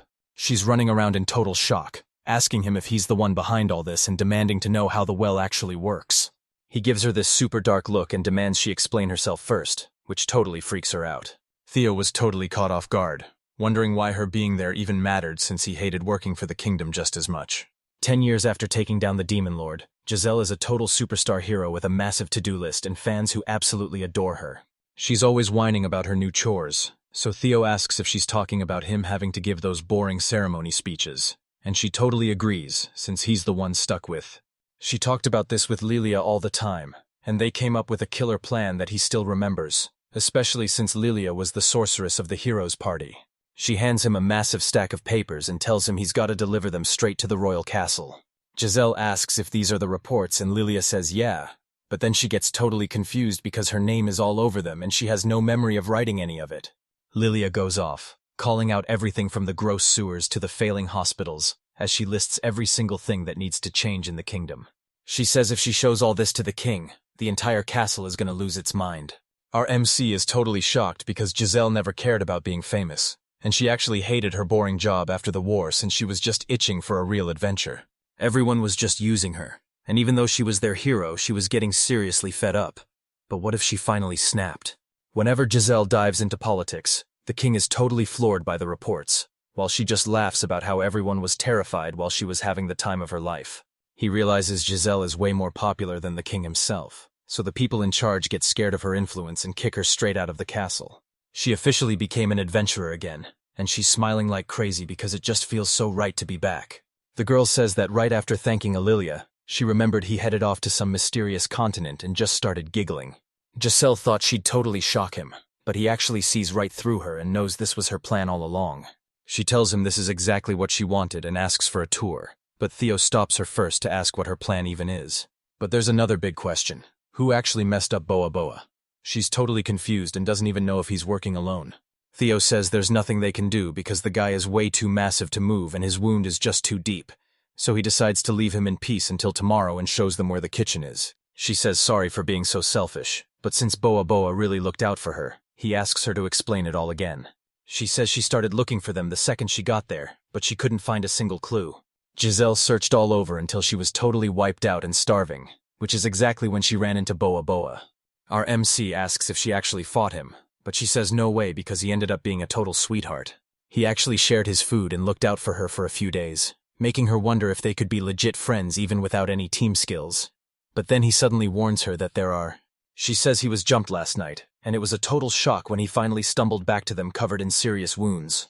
He passed out while she snacked on those red berries, and he's totally losing it that someone actually managed to hurt him, asking her if she saw who did it. She tells them that whatever did this looks nothing like any monster or animal she's ever seen before. From far away, he looks like a bear leaking a creepy dark mist, but once you get close, he actually looks way more like a human. His aura is straight up terrifying, and our hero is totally shook because this description matches the exact same monster he just fought. He asks the girl if the monster looked like him, and when he shows her what it looked like, she confirms it was him the whole time. He hasn't changed one bit, and now Nuit is asking her what went down and where exactly he ran off to. Jazelle admits she ended him but says she shouldn't have, and the guy is totally shocked by how easy she made it look.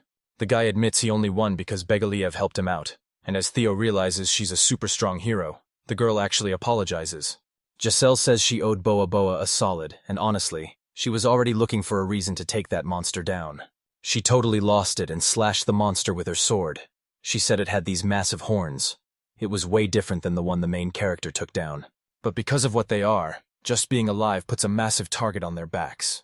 He realizes they're totally outnumbered and wonders how they'll even fight back. But then she spots something absolutely stunning. She stands on the edge of the cliff looking at the pond, totally blown away by how epic the sunset looks.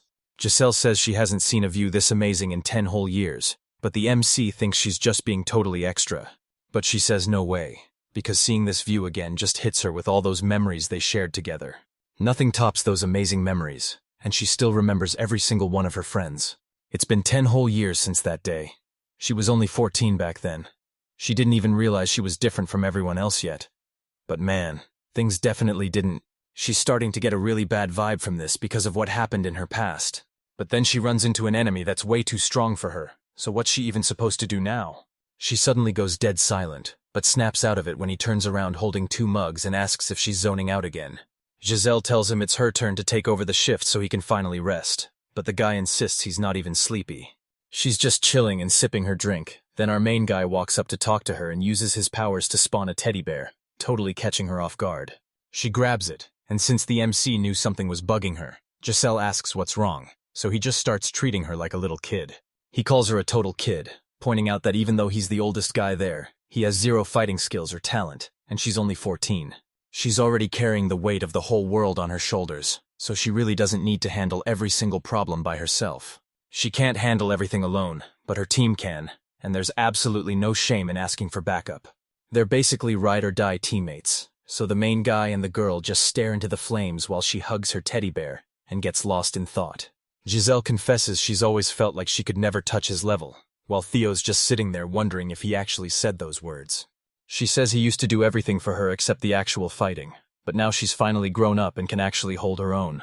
She wished she'd just been honest from the start, but she was way too embarrassed to admit that the second she heard about the trip, she was dying to go with him. She tells him she just wants to keep adventuring together, at least until he gets totally sick of her. He tells her they're still totally friends and gives her a head pat, thanking her for showing up. The hero teams up with Jazelle Stan's squad, flashing a big smile and waving hello to everyone.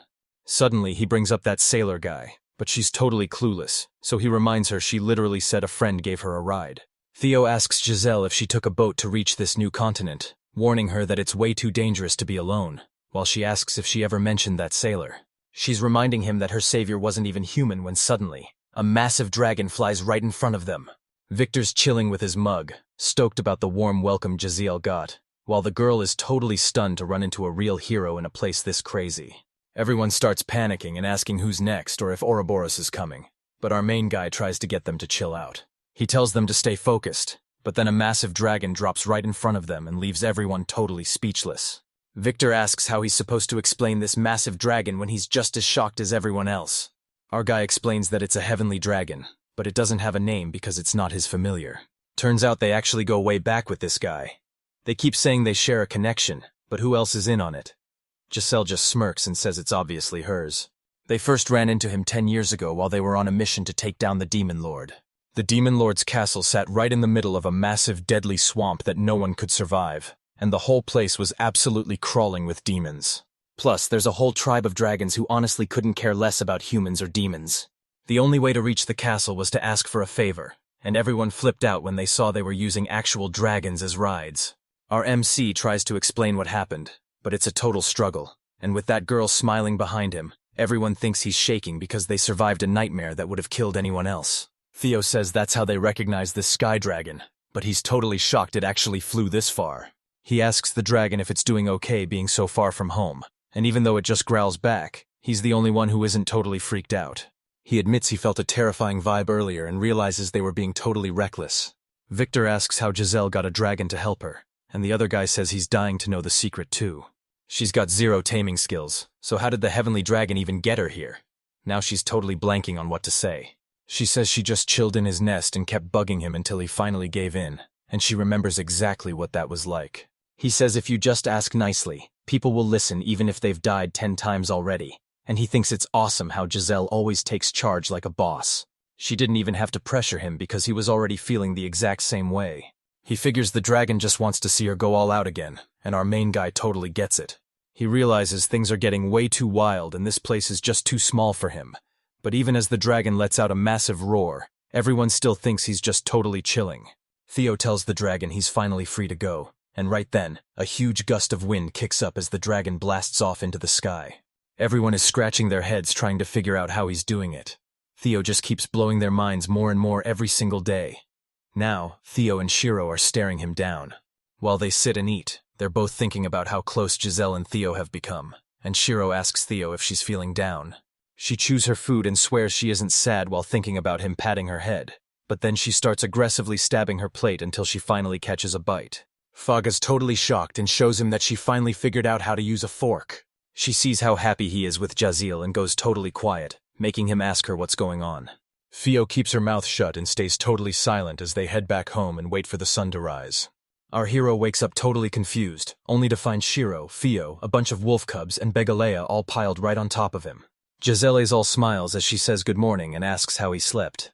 But he says it was just okay since he literally dreamed about getting crushed by a giant boulder. They notice Theo is super fluffy while Beagelli is totally smooth, and the girl complains it's not fair, asking what she has to do to get that cozy fur for herself. Jazelle asks why he won't sleep with her, but he tells her things are different now and they need boundaries, so she asks if she can at least keep an eye on them. The wolf cubs pounce on the girl and just won't stop messing with her, making it so she can't even breathe as she begs the guy to save her. Jazelle can literally become besties with anyone in seconds, so he's not worried at all about her fitting in with the rest of the squad. Theo suddenly walks up and grabs his hand, looking super awkward as she stares at the ground, so he asks her what happened. She says nothing's wrong, but Theo knows that when someone says that, it usually means they're actually freaking out inside. Our hero asks Curry to tag along while he checks out Boa Boa, and suddenly it clicks for her. This thing is actually the chimera. She tells him he doesn't even need to ask about this crazy new species. But as she goes to check the sample, he warns her to stay sharp because he's injured and... So our main guy asks Jazelle to stick around the camp, and she's totally caught off guard by it. She's totally fuming because she wants to hit up Boa Boa too, but he tells her to stay put and rest since she's literally been poisoned. Jazelle is still healing up, but she's totally unable to steer the Otelzer right now. He asks her and her family to keep a close eye on her. Theo told her exactly what he needed, but he wasn't going to force her if she wasn't down for it. Theo suddenly yelled out that she was totally on board. Io told them she was ready to give it her all. Let's try. Feeling totally hyped, Theo spoke up and said she was ready to step in. While they're walking through the woods, Carrie asks if he's really sure about his choice, but he just shudders and asks her the same thing, making her realize Theo is acting. She said he was so stressed he looked like a zombie, and even though Theo tried to deny it, she told him he was straight up a living corpse. He tried to tell her it wasn't even his idea, but she just stood right up. Theo's got to figure out who she really is and find the answer on her own. Theo stood there feeling totally lost and down with her back turned, while Jazelle watched her with a super curious look. She was totally lost and had no clue what to do next, even though she promised to stay safe. Theo hurried ahead to show her the village, but she froze instantly when Jazelle mentioned that Theo already took her to see the red yesterday. She was totally lost and had no clue what to do until her brother called out, telling her he knew exactly what was on her mind. She's totally terrified that Theo is going to ditch her. She's totally terrified that she's going to lose her family all over again. Jazelle told Theo to grab a seat so they could finally talk things out. She just straight up asked her what she wanted to talk about. She put on her best innocent act and offered to spill the tea on Theo. Jazelle sat on a tree stump and started explaining how she met Theo, but it turns out they might have actually met way before he was even born. She remembered how insane and dangerous those missions were, but every time the team got into a mess, Theo would step up, stay totally chill, and find a way to save everyone. Jazelle points to a far-off mountain where a glowing heavenly dragon is perched, spreading its massive wings and staring straight up at the sky. She told me all about the Dragon King, and man, this guy was way more powerful than any other dragon out there. Theo was totally hyped, asking if Theo had actually managed to tame the Dragon King. Jazelle just flashed a grin and told them he'd actually become buddies with the dragon. Most of the dragons were hyped to see what Theo could actually do, giving him the perfect chance to flex his skills. The whole squad was already hyped and ready to throw down with those dragons.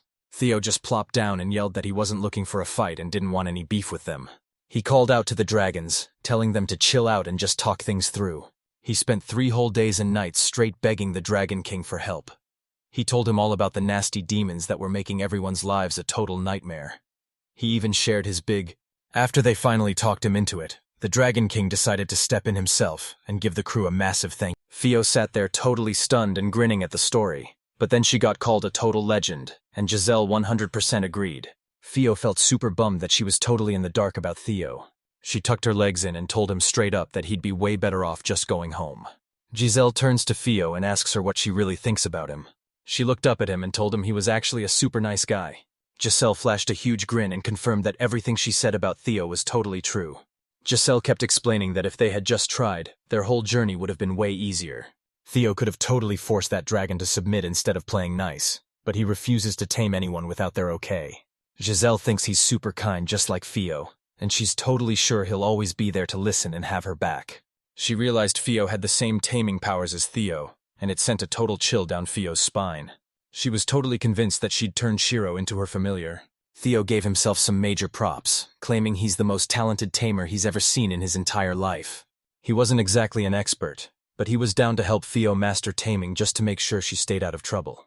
He saw her just like his own daughter, which is exactly why he was so worried, and Theo's face totally lit up when she heard that. They cruised through the forest on Beagelli, talking about how awesome it was that Boa Boa was doing fine, and Theo totally agreed. Curry scribbled everything into her notebook, totally hyped about what she found and ready to spill the details the second she gets back. She noticed Theo was looking even rougher than before, but he just played dumb and acted like he had no clue what she was talking about. She tried to cheer him up, telling him that Theo and Jazelle were way too smart to let anything bad happen to them. Theo was totally shocked she knew her, but she just said she knew a little right before she suddenly shouted and pointed at something up ahead. The sharp wooden roofs of the village finally popped up on the horizon, and they knew they were finally back home. They kept moving until they stopped dead in their tracks to look at a super cool picture. Jazelle and Theo was having a total blast playing with the wolf cubs, and seeing her so happy made Curry realize he'd been stressing over nothing. Theo looked up, spotted Theo standing right there, and shouted out to him. As she rushed toward him, he was just so hyped to see them finally winning and having a total blast. He was super stoked that they were finally friends, and they all flashed huge grins to show they felt the same way. Jazelle tried to talk things out, but Theo was totally clueless, leaving Theo feeling super down as one big question started eating away at her. She had no clue if he was actually going to stay by her side forever. She was still super nervous, but she suddenly shouted that she used a fork. She realized what she just blurted out, went dead silent, and hung her head with a super annoyed sigh. Out of nowhere, Theo reached out and scooped her up, totally catching her off guard. He lifted her even higher and asked one more time, but then he just started bragging about her with a huge smile. She's still clinging to him with tears in her eyes, shouting for him not to leave her. He just flashed a big friendly smile and promised he'd never do that, looking totally chill and sounding super confident. Theo stared at him with tears in her eyes, but he promised he'd never do something like that to his own family. Suddenly, she grabbed onto him and started crying her eyes out while he held her close. He pulled her into a massive hug, trying to comfort her as she finally let all those tears out. He kept telling her that everything would be totally fine, and that she wasn't alone. Curry stood by a drawing of the beast and told everyone the story of how they actually went to see the chimera. These things looked exactly like giant boars, but they were actually a totally different kind of monster. Everyone was totally hooked on her every word, and when they started firing off questions, she had an answer for all of them. She explains that a chimera is basically a mashup of different animals, with a body like a boar but covered in some other creature's fur. Theo knew they had to regroup, so they headed back to the chimera lair and called a meeting to fill everyone in on the plan. Victor was right there at the meeting and asked Curry the big question. Are these boa boas actually dangerous to them? She told them not to stress because the chimeras were actually super nice to her, even though she was a total stranger. Boa boa isn't even Theo's familiar, but they totally get each other, and Theo backed up everything Curry said to the group. Everyone let out a huge sigh of relief and started smiling, totally convinced they were finally safe. He dropped the news that the chimera was already there, making Curry scream in total shock while everyone else just started cracking up. Bobo turns to Theo and asks if he needs a hand with anything. Theo breaks down exactly what the chimera is cooking, and Curry is blown away by how responsible this beast actually is. The guy asks what to do with them and decides to go hunt for info in the nearby caves. Bobo turned to ask Theo what was going on, but he just told him to chill because everything was totally fine. The guy asks what just happened, so Theo checks his records from the lair and realizes Boa Boa was the one who actually smashed those craters into the field. Turns out the creature just couldn't resist how perfect the land was and didn't want to wreck a single thing. Boa Boa was so hyped they saved his life that he insisted on paying them back by helping out on the battlefield. Theo grabbed the beast's field application and went to see what the manager thought, totally catching the young guy off guard when she suddenly spoke up. He asked if the guy was helping fix the field, and the boss thought for a second before saying extra help is always good, but there's no way Boa Boa could actually handle the equipment. Theo took one look at the chimera's hooves and realized the kid was right. There was no way that beast could use the gear. Zealot and Theo lock eyes, and you just know they're both thinking the same thing. He finally said he's coming out after all, so they need to get to the field as fast as possible. Theo reaches the field, and a sweaty guy asks what he wants, mentioning they're still busy fixing the place up. Theo offered to help Boa Boa fix the field, and the guy whipped around in total shock, unable to believe what he just heard. The tamer wanted to know exactly how they were fixing the field, and the villager had to stop and think about it for a second. The guy tells Theo they have to soften the dirt and prep the garden beds for the seeds, so Theo grabs a hoe and turns toward Jazelle. He hands her a hoe and tells her to just loosen up the dirt. That's literally all she has to do. She flashed a smile, grabbed the hoe from Theo, and told him she was totally down to help. The girl told all the workers to back off and find a safe spot. On the other side of the field, she told a young guy to back off, and he immediately took a step away. Jazelle locked in and gripped her instrument tight, looking super confident as her eyes sharpened with pure focus. She let out a wild scream and swung with everything she had, slamming right into the ground. The moment that hoe hit the dirt, it let off a massive shockwave that sent the ground flying everywhere. Everyone there was totally speechless, completely stunned by that crazy welcome and the insane power behind her hit. A massive boom ripped through the forest like a giant explosion, sending a huge shockwave blasting straight into the air. The kid stumbled back in total shock when he saw the massive gashes Jazelle's hit left in the ground, and he honestly couldn't believe his eyes. She turned to Theo to see if he liked her work, and he immediately started hyping her up and thanking her for all the effort. The villager drops down to touch the ground and is blown away by how soft it is, and how fast that first step finished, while Theo just smirks, knowing that even if it's a bit messy, it's definitely fast enough. O'Turner sprinted toward the crowd with a massive grin, while Boa Boa stayed right behind him looking absolutely terrifying and ready for business. He hit up Victor for the field gear and Victor was totally down, but a nearby resident overheard and had no clue why he even needed that stuff. The tamer reached for the gear with a grin, saying he just needed them for materials, while the other guy just stared at him in total shock. Theo pictured the adaptation in his head, and suddenly, a bright light started glowing around the objects. He was totally locked in building a new gadget for the field and promised to put everything back, so the owner just watched with excitement, not worried about his tools at all. He kept building the machine, carefully snapping the pieces together and making sure everything worked perfectly. The guy standing next to him didn't look away for a second, watching his every move like a... Out of nowhere, this massive plow drops onto the field, taking up almost every inch of space while Boa Boa wears the whole thing like a horse harness. The villagers were losing their minds over the cattle cart, and the man finally realized what kind of crazy machine Theo was actually building. Theo confirms that this thing is perfect for big cattle to plow and level the fields, but it's going to take a massive amount of wood to get it done. He explained that he grew up in a huge farming country where everyone worked the land. They used mules and basic tools to plow the fields, which was the only way to get things done back. He heads over to Boa Boa to explain the gadget, telling him you just slap it on the animal and start walking. Suddenly, everyone was staring at his work in total shock, and Theo felt amazing about what he'd just pulled off. Looking at the plowed fields, the villagers were blown away by how insanely strong those animals were. They couldn't believe how that massive machine made the ground perfectly flat. Every row was so... A local walks up to the hero and starts cracking up because seeing him and a chimera farming together is just wild, especially since everyone back home would totally lose their minds over it. Jazelle yelled out to the man, but she had no clue what he was even talking about. She gave them a huge smile and said that feeding people is the ultimate hero move, and she's honestly so hyped to help everyone out this way. Curry was totally blown away seeing how much work got done, because there's just no way a normal person could pull that off so fast. Theo suddenly pops up behind her dog with a smirk, making her jump in shock as he tells her he totally disagrees with what she just said. While Jazelle is busy checking out the seeds, the guy tells Curry they're just getting started, since plowing the field was only phase 1, and now they have to clear the land to finally start planting. They were just debating how to prep the soil for the seeds when a shout rings out from behind, because Jazelle accidentally crushed a few and got told to keep her hands off. Jazelle showed her exactly what happens when you just use raw power, and the girl finally got the message, seeing that everyone was totally ready to jump in and help.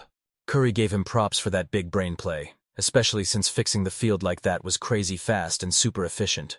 The whole field reeks of chimera, which is perfect for scaring off other monsters, and she's so blown away she bets Theo planned it this way, leaving her with nothing but an awkward smile. Once the job was finished, Theo thanked Boa Bao, and the beast let out a huge sigh of relief, looking totally proud of what he'd done. Victor walks up to Boa Boa and gives him a massive thank you for all the hard work. Theo watches him, totally blown away by how Victor stays so polite no matter what. Suddenly, Boa Boa, Theo passed along the beast's message, saying everyone was totally drained and should hit up a nearby hot spring to relax. Boa Boa offered to lead the way to the spring so everyone could finally chill out and go for a swim. The whole squad was hyped when they finally hit the hot springs, and Carrie was totally shocked at how close it actually was. Theo had no clue why Jazelle and Curry was down for the springs, especially since even Victor bailed just to finish some work. Curry headed to the hot springs to scout for wild animals, while Jazelle just wanted to jump in and relax. Theodore dipped his hand into the steaming water to check it out, but he knew he had to head back and give the village a heads up first. Out of nowhere, Jazelle pops up in front of Theo totally naked to see what he'll do, but he just starts screaming at her to put some clothes on.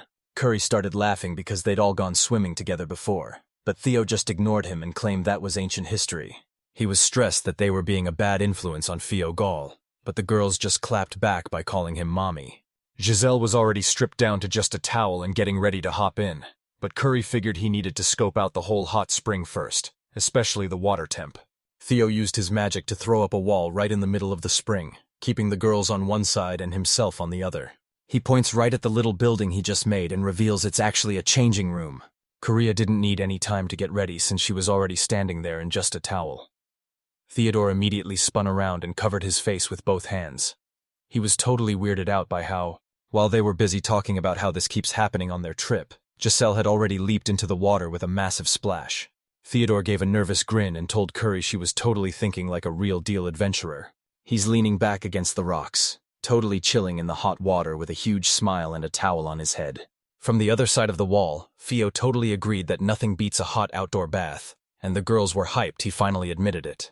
The girls are making a massive splash, and Curry is totally annoyed that Jazelle is just having a blast, zooming through the water with a huge grin on her face. It wasn't just the girl and Theo in the water because there were actually chimeras swimming around too. This spring was totally massive, big enough for anyone to dive in and maybe... Theo was totally salty that this spring was huge enough for even Beagelli to swim in, especially since his own bath back at camp was way too small. The tamer flashed a huge grin and checked on Beagelli, who let out a happy sound to show he was doing great. Once he's done with his bath, our guy barely even recognizes Theo. She's just standing there with her hair completely down. He calls out her name to be sure, and she turns. The girls stood there looking totally smug and loved his reaction, but he didn't even recognize them, even though their hair was super shiny and looked like pure silk. Jazelle lets a slug dry her hair, and Theo is totally shocked she can understand it perfectly without even having a taming skill. Since Pip can move mana around, he can actually fix ruined hair. Theo didn't believe her at first, but he couldn't ignore what he was seeing. That's exactly why their hair. Pips powers himself up too, but when she tries to give Theo a slug, he jumps back and tells her he's totally fine without it. She kept pushing him to test out his slug familiar's powers, and the girl was totally backing up Curry's hype. Theo couldn't even finish what he was saying before a slug smacked him right in the face. He tried his best to rip it off, but the thing was stuck to his head like it was... Now the entire crew had these insane curls that made them look like they were literally glowing. When they got back, the villagers didn't recognize the boys at all, but they were still super hyped about the supplies. Suddenly, this super cute sneeze breaks the silence, and it turns out it was just Theo. Theo's rushing around with breakfast plates when he hears a sneeze and immediately starts stressing out about whether she's doing okay. The dogs rushed over and started snuggling her. She was sneezing because she was so cold. Theo saw her covered in pups and finally relaxed, knowing she was warm. There were 6 of them in. He felt the air getting super chilly as evening rolled in, so he asked Theo when the coldest time of the year actually hits. She threw her hands way up to show him how deep the snow piles got, and Theo was totally blown away that it could actually get that high. He's just standing there, deep in thought, realizing they've got a little time before winter hits, but they're still stuck working outside for now. They really need to get ready before. Right in the middle of the group, a hooded girl with pointy ears turned to stare him down, while her friends just kept on laughing and chatting away. Theo walks into the wooden house and finds Victor slicing meat, who looks up and asks him what those covered tunnels are all about. You wanted answers, so you went to see exactly what he was up to. Victor whipped up some meat for the kids who were staring him down with sad puppy eyes, while Theo apologized for totally dropping the ball and not watching their food. Victor didn't mind at all and was actually happy to see them grow, so he just handed over a plate of sliced meat. Theo was totally caught off guard. The legendary Bloody Wind Victor was actually making dinner for a bunch of wolf cubs. Theo knew his old adventuring crew would lose their minds if they saw. The hero squad finally crushed the demon war, and since those monsters were a total nightmare, everyone treats the heroes like absolute legends who saved the world. Theo knew these demons were absolute monsters, and since even Jazelle almost got taken out a few times, it's no wonder everyone is totally terrified of them. They finally remembered the main question and started hashing it out. Theo heard that winter brings a ton of snow, so he suggested building some basic covered walkways to keep everyone from getting buried. He also suggested building a dining room so they wouldn't freeze during the winter, and Victor was totally down with the idea. He suggested calling in some weather and rock experts to help them build a plan, and Theo was so stoked he thanked him right away. They started by checking a map and asking weather and earth experts exactly where the best spot for their new cafeteria would be.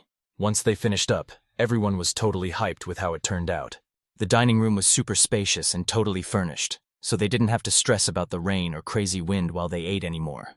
Victor noticed Theo suddenly looking totally lost in thought with an intense stare, so he stepped closer to ask what was going on. Theo realized the path was shaped like a giant circle, meaning any rain would just flood right into the middle.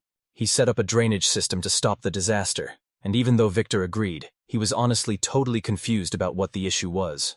Theo looked up and got worried the outside drains might fail, so he decided to run a test to see if they actually worked. The sky was crystal clear without a single cloud, and while everyone thought the hero's squad brought the good weather, Victor realized it was just the dry season, and nobody could actually control the rain. Right then, a genius idea hit Theo. They could just use magic to make it rain. Lily from the hero squad is a total powerhouse who can summon massive winds and crazy lightning to wipe out crowds of Othot, but he really doubted she could actually control the weather like that. Victor's rejection totally crushed Theo, but honestly, Lilia is just way too talented at magic to let go. Controlling the weather takes some seriously massive magic, and Lilia is only able to pull it off because she's a total natural. No regular mage could ever pull off stunts like this, but since Theom's old crew was so elite, he actually thinks these insane moves are just normal. Victor remembered that some settlers could actually control the weather, and just as Theo started getting hyped, Victor immediately shut him down. One line out. If I treat the whole input as one line, I output one line. Let's try. But there was a huge catch because the mage wanted absolutely nothing to. He had no clue how to handle this magician or why he was being avoided, but Victor told him to chill and stop jumping to conclusions. Victor realized a ton of time had passed just because Jazelle was there, but Theo was totally lost on why she even mattered. Victor was just about to explain when something suddenly rocketed toward them, but it zoomed past as they all dove in different directions just in time. Theo's looking everywhere to see where that hit came from, but the enemy is literally nowhere to be found. Victor stood there frozen, realizing that move wasn't a real attack. It was a warning to keep his mouth shut about why the mage was ghosting him. Theo asked Victor if someone was tailing him, and Victor confirmed his worst fears. It turns out some guy had been stalking him from the shadows for a while now. Theo was actually pretty mad. He was totally confused why she was following him, especially since Lilia had actually asked Victor to rig their schedules so they'd never run into each other on the ship. In a town this tiny, she can't keep secrets from Leo for long, so when Victor tried to confront her, Leo shut him down and said he'd handle the talk himself. It was getting seriously awkward with her dodging him, so Leo just wanted to talk and find out what her deal was. Leo finds the girl hiding in the bushes, but the second he tries to walk up and talk, she just bolts in the opposite direction. Theo was left standing there in total shock after what she did. He was 100% sure that she hated his guts. Right then, Victor showed up behind him to try and cheer. Theo suddenly bolts forward, screaming at the top of his lungs that she'll never beat him, and that he's only 35, while Victor can't even move fast enough to stop him. He finally dropped to his knees, gasping for air, but he still couldn't find her anywhere. Theo sprinted up to the field, giving the workers a huge smile and a nod, but after a quick hello, he asked them if they'd seen anyone pass by. Everyone crowded around him, asking who he was searching for. He was super hyped and focused, but the second they asked for details, he just stopped cold. Pure panic started hitting him hard. He realized he totally messed up by not asking Victor for her name earlier, so he apologized to the crowd and told them he was just blanking, leaving everyone there completely stunned. Since the whole squad was just a bunch of guys, he started counting heads to figure out who was still missing. Theo started scanning through everyone he knew, looking for anyone with magic or elemental skills, until one name finally stood out: Aria. Once they heard the name, they told him she was out in the field. Theo suddenly realizes he actually met her back in Cagliari before he set sail. And even though he thought she was just a random stranger then, everything is finally clicking as he remembers exactly how she looked and sounded. Crazy enough, he hadn't run into Aria since they were in the port city of Cagliari, so he started asking every person and even the animals if they'd seen her. Victor was lugging some heavy logs when he spotted Theo and asked if he'd finally caught up to her. He took one look at Theo and saw he was totally wiped out, and with his messy hair and a leaf stuck in it, it was obvious he completely failed the mission. Victor figured the guy was just totally burnt out from all that construction work. He told him to take 5 and just chill for a bit. He even tried to show he understood why Theo was so mad about. Theo finally decided to be real with him. He wanted to get everything off his chest. He told him how his boring life finally got exciting the second he showed up. Things weren't always easy, but they still made some new friends and learned some cool stuff. It had been forever since he'd been on a crazy adventure like this, while Theo and just being near him made her want to vanish. And he felt totally crushed knowing she was trying so hard to avoid him. He just wanted every adventurer there to have a blast and enjoy every single day with their crew. Theo stretched his aching muscles and refused to quit, because honestly, keeping up with Jazelle and her crew was way more exhausting than this. He's sure that if they just push through the struggle now, they'll look back and smile about it later. Aria was perched high in a tree, totally locked in on Theo and Victor's conversation while she gripped her magic wand, ready for anything. Victor stared Theo down, trying to read his face. He had no idea who Theo was even talking about. He was desperate to know who else was mixed up in this mystery and what they were. Victor realized he was right. Their whole plan from the start was just to make it rain. Theo wondered if they should pull the trigger now or just save it for later. But then, the clouds. It was like they were stuck right over the base, so the O looked up, saw a shadow on the roof, and knew exactly who it was. Aria stood firm on top of a massive skyscraper and whispered a spell so powerful it literally ripped through time and space. Suddenly, the first drops of rain started falling from the sky. It started small, but it quickly turned into a massive downpour. Victor and Theo just stood there, totally shocked by what they were. Suddenly, screams and cries echoed through the rainy streets as people panicked, splashing through puddles to find cover anywhere they could. While Victor and Theos were talking and watching the storm, a mysterious figure started walking their way. It was hard to see through the heavy rain at first, but then Aria finally showed up. She looked. Theo was 100% sure now. This was definitely Cagliari, the girl he'd met that one time. Her hood was down the last time they met, so her face was burned into his memory. She looked totally chill but mysterious, with these bright eyes that showed she was secretly a powerhouse. Looking, he turned toward her and she totally flinched, making him realize he had to figure out why she was dodging him and what he could have possibly done to freak her out. Theo tried to talk things out with her and apologize just in case he'd messed up, but he was totally lost because he couldn't remember doing anything wrong. Then out of nowhere, she glared at him from under her hood, looking super annoyed. She felt like the real problem was that he didn't even remember. She stared him down with nothing but pure, cold hatred. Theo's whole body locked up, his heart started pounding like crazy, and his eyes sharpened as he realized he had to be super careful. Victor saw things were getting way too intense, so he jumped in and decided to spill the secret he was supposed to keep hidden. Aria is actually just a nickname for a literal demon named Ares Stella, and Theo is completely losing it now that he knows her true identity. Suddenly, a face from the past flashed in Theo's head, and he realized he knew exactly who she was. Just as it all clicks for him, the girl pulls back her hood to show her face. She introduces herself, revealing her real name and what race she actually is. Theodore is completely caught off guard by. Estella finally drops the truth, revealing her real name is Estella, and she's actually a demon, the daughter of the demon lord himself. Rumors started flying through the village like crazy. Everyone was freaking out because the demon king's daughter was right there. A few people just couldn't believe Aria was actually the one adventurer. This whole situation was a total headache. If she ran into him now, she'd definitely blow a fuse. One wrong move and everything would be ruined forever. Theo's friends scrambled over to him. As the squad rushed over, They saw the most wholesome sight. Theo had a massive grin on his face while patting Aristella's shoulder, looking totally hyped to see her. You could tell. Theo's friends shouted his name, and he spun around while still gripping Aristella's shoulders. You could see the pure panic and stress written all over their faces. It was obvious that his friends were freaking out because Aria was actually Aristella, and they were sure they'd kill each other. But Theos was totally clueless about why they'd even fight. When his friends looked back at Victor, he was acting totally chill, but his eyes showed he knew exactly what was up. He totally got why they were freaking out and so stressed. The adventurers spun around totally confused and asked what kind of party this was, while Theo just rubbed his head knowing he had some serious explaining to do. He explains that this Thanksgiving party is actually the Demon Lord killing celebration, a massive party for humanity beating the Demon Lord that's somehow being hosted by the Demon Lord himself. The group was totally blown away by what they were hearing. Like, why would the Demon King actually plan the night he was supposed to be killed by the hero?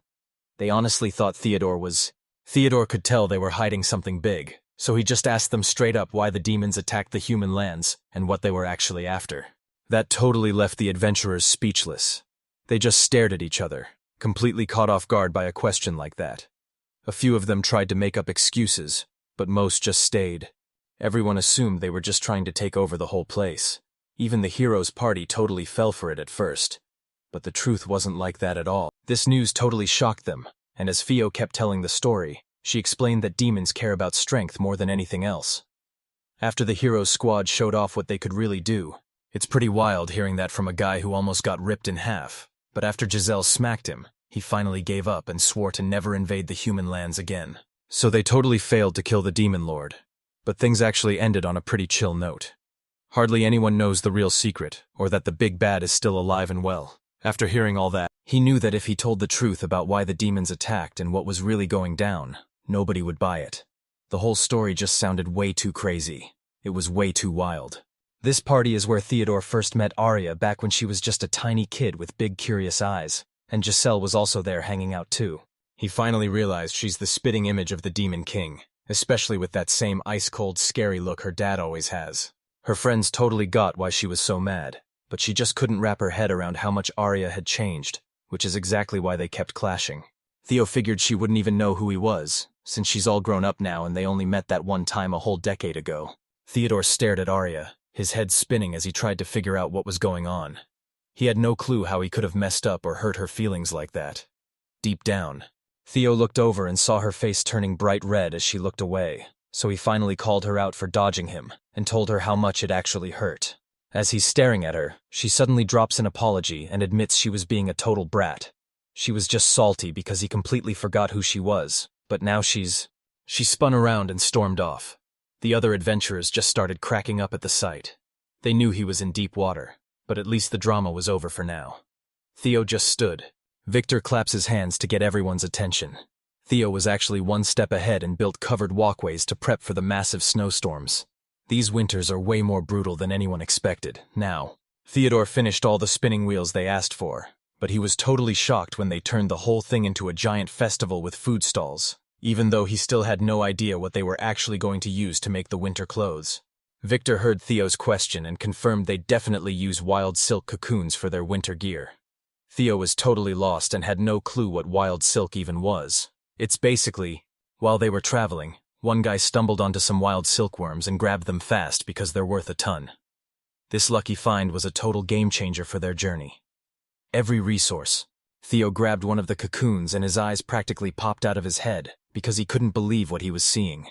This thing was absolutely massive, especially since normal cocoons are usually Victor thinks these things are crawling with deadly monsters, and Theo is worried that they're taking a huge risk by even touching them. Theo got the gist, but he had no clue how they'd actually get the silk out. Victor grabbed the cocoon and dunked it into boiling water, pulling the threads apart right then and there. Victor's main goal for the day is basically just to have a blast, since he thinks the squad needs to ditch the boring routine and finally learn to trust each other. It suddenly hit Theopause that he hadn't said a single word to Aria since the last time they saw each other. He just couldn't get her face out of his head. He thought the festival might be his big chance to finally talk to her. Then, out of nowhere, Aria walked right past him. Aria walked over to see what those girls were up to, and she got there at the perfect moment. One girl explains that while she was grabbing water from the well, her necklace snapped and fell right in. She's super annoyed as she shows Aria the broken chain, since that pendant was a special gift. The girls asked if she could grab the pendant from the well, and since it wasn't even that deep, she knew she could totally do it. Aria heads to the well, focuses her power, and blasts a spell to move the water. Then she tells the girl to hit the pump, and just like that, the pendant drops. The girls jumped on her with huge hugs, super hyped that they might finally get their special pendant back. You could see the total relief on their faces because they finally had a real shot at getting back. Theo was blown away by how much everyone trusted her, but Victor was totally lost and didn't even know who he was talking about. Obviously they trust her. Arja works just as hard as anyone else on the team. Plus, she's already a pro-level mage even though she's still so young. She pulls. He fakes a smile while looking totally lost, but he's actually gonna hear Victor out. Aria waved goodbye to the girl she just saved, and after getting thanked one last time, she turned around to find Theo standing right there with a big friendly smile. He was totally blown away by her magic since he can't use it himself, knowing that controlling water at the bottom of a well to grab a necklace takes some serious skill. He was also super thankful for that day she literally summoned a rainstorm. She knew they were desperate for water and totally came through for them.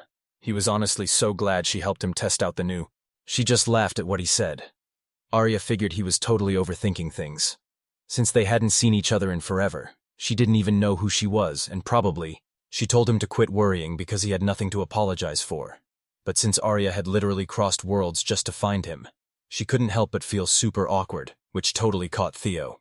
Sada Company and Spun Silk were right behind them, and since more silk meant more gear, Shiro was stoked to get a matching outfit, but the team had to pull her away from that sketchy cocoon before things got dangerous. She tossed the wild silk into the water, and it started thrashing like a giant beast was trapped inside until the pot suddenly flipped over and dumped everything out. Theo screamed her name in total panic, but Aria didn't hesitate for a second, using her magic to pull the girl away from the danger zone before things got ugly. One line out? The input was a block. I will treat each sentence as a line. No line breaks? Yes. No prefixes? Yes. Suddenly, the cocoon snaps open with a loud crack, and something starts moving around inside. As the shell breaks, thin threads pop out, and you can see the shape of something alive, leaving the whole group totally frozen and holding their breath to see what happens next. Suddenly, a ton of tiny winged monsters burst right out of that cracked cocoon. They shot into the sky like glowing streaks of light and zoomed straight for the woods. Everyone just stood there totally frozen, staring. They were actually forest spirits, skinny, glowing things with wings that zipped right back into the deep woods. Everyone watching was totally losing their minds. Nobody ever thought they'd see something that crazy. They were totally caught off guard and never saw this coming. Usually bugs just stay tucked away in their cocoons, and boiling water is supposed to be an instant death sentence for them. One of the guys shouted in shock, making everyone look over, and they all realized that since the spirits vanished, the thread had become insanely strong, stretching easily and getting way thicker.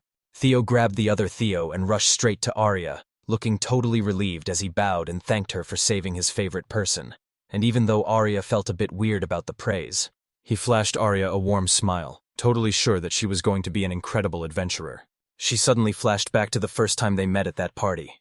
Back when it all started, this little girl walked right up to him with the biggest, most honest smile ever. Her eyes. He leans down to look her right in the eyes, wondering how the Demon King's daughter even knows his name, but she just tells him she read it in a book. She paused for a second to find her courage, her eyes glowing with the dream of becoming a legendary adventurer just like him. Brave, smart, and ready for anything. Theo was totally caught off guard by what she said, and he couldn't help but grin since he never expected her to be that real, especially since he always saw Jazelle as way stronger. Aria excitedly shoved the book in his face, pointing at the words like a total kid. She showed him how the story said he was best friends with dragons and could fix literally anything. Basically, She looked right at him, but deep down she was starting to doubt if she actually had the guts and the strength to pull this off. He slowly dropped to one knee to show he totally had their back, basically promising to be a mentor and a friend for all the wild adventures they'd face together. After he spoke to her, she went into total beast mode, studying and training non-stop until she finally leveled up into a real-deal adventurer. Then she heard the big news. Theo was actually planning to head out to the New World. They eventually crossed paths at a port city, but he had no clue who she was. She looked totally different than before. It had been forever since they last met. She was a total mess of nerves and excitement, so she ended up hiding behind the port buildings and the crowd, just hoping that one day they'd finally get to talk for real. She realized hiding was totally pointless since he still remembered her, and knowing she was on his mind gave her a massive boost of confidence. He definitely remembered their old talk about her, and he felt a sting of regret for not realizing who she was the second he saw her in Kalyali. She felt totally ashamed for not just coming clean about who she really was from the start. She was low-key dying of embarrassment and super nervous, totally terrified that she'd mess everything up with one wrong move. Theo wasn't surprised at all that she crushed it. He knew she only won because she worked her tail off and never stopped believing in herself. He really respected how she kept pushing forward, even when she actually grew up and picked him out of everyone to be her hero. He felt like he didn't even deserve someone like her looking up to him. He was totally bursting with pride, but as Theo stirred in his arms, his heart skipped a beat, and he looked at her with total concern, dying to know if she was actually okay after everything she'd just been through. The second she woke up, the only thing on her mind was those threads. Theo pointed right at the super thin fibers she'd woven together. Theo was so happy looking at the amazing thing Theo was low-key stressing because he thought they'd run out of silk for everyone. Just then, Aria walked up and whispered something secret in his ear. His whole vibe changed instantly, and Theo, Shiro, and the wolf cubs all got these awesome scarves made of thin thread, and they loved how warm and cozy they felt the second they put them on. Everyone was hyped.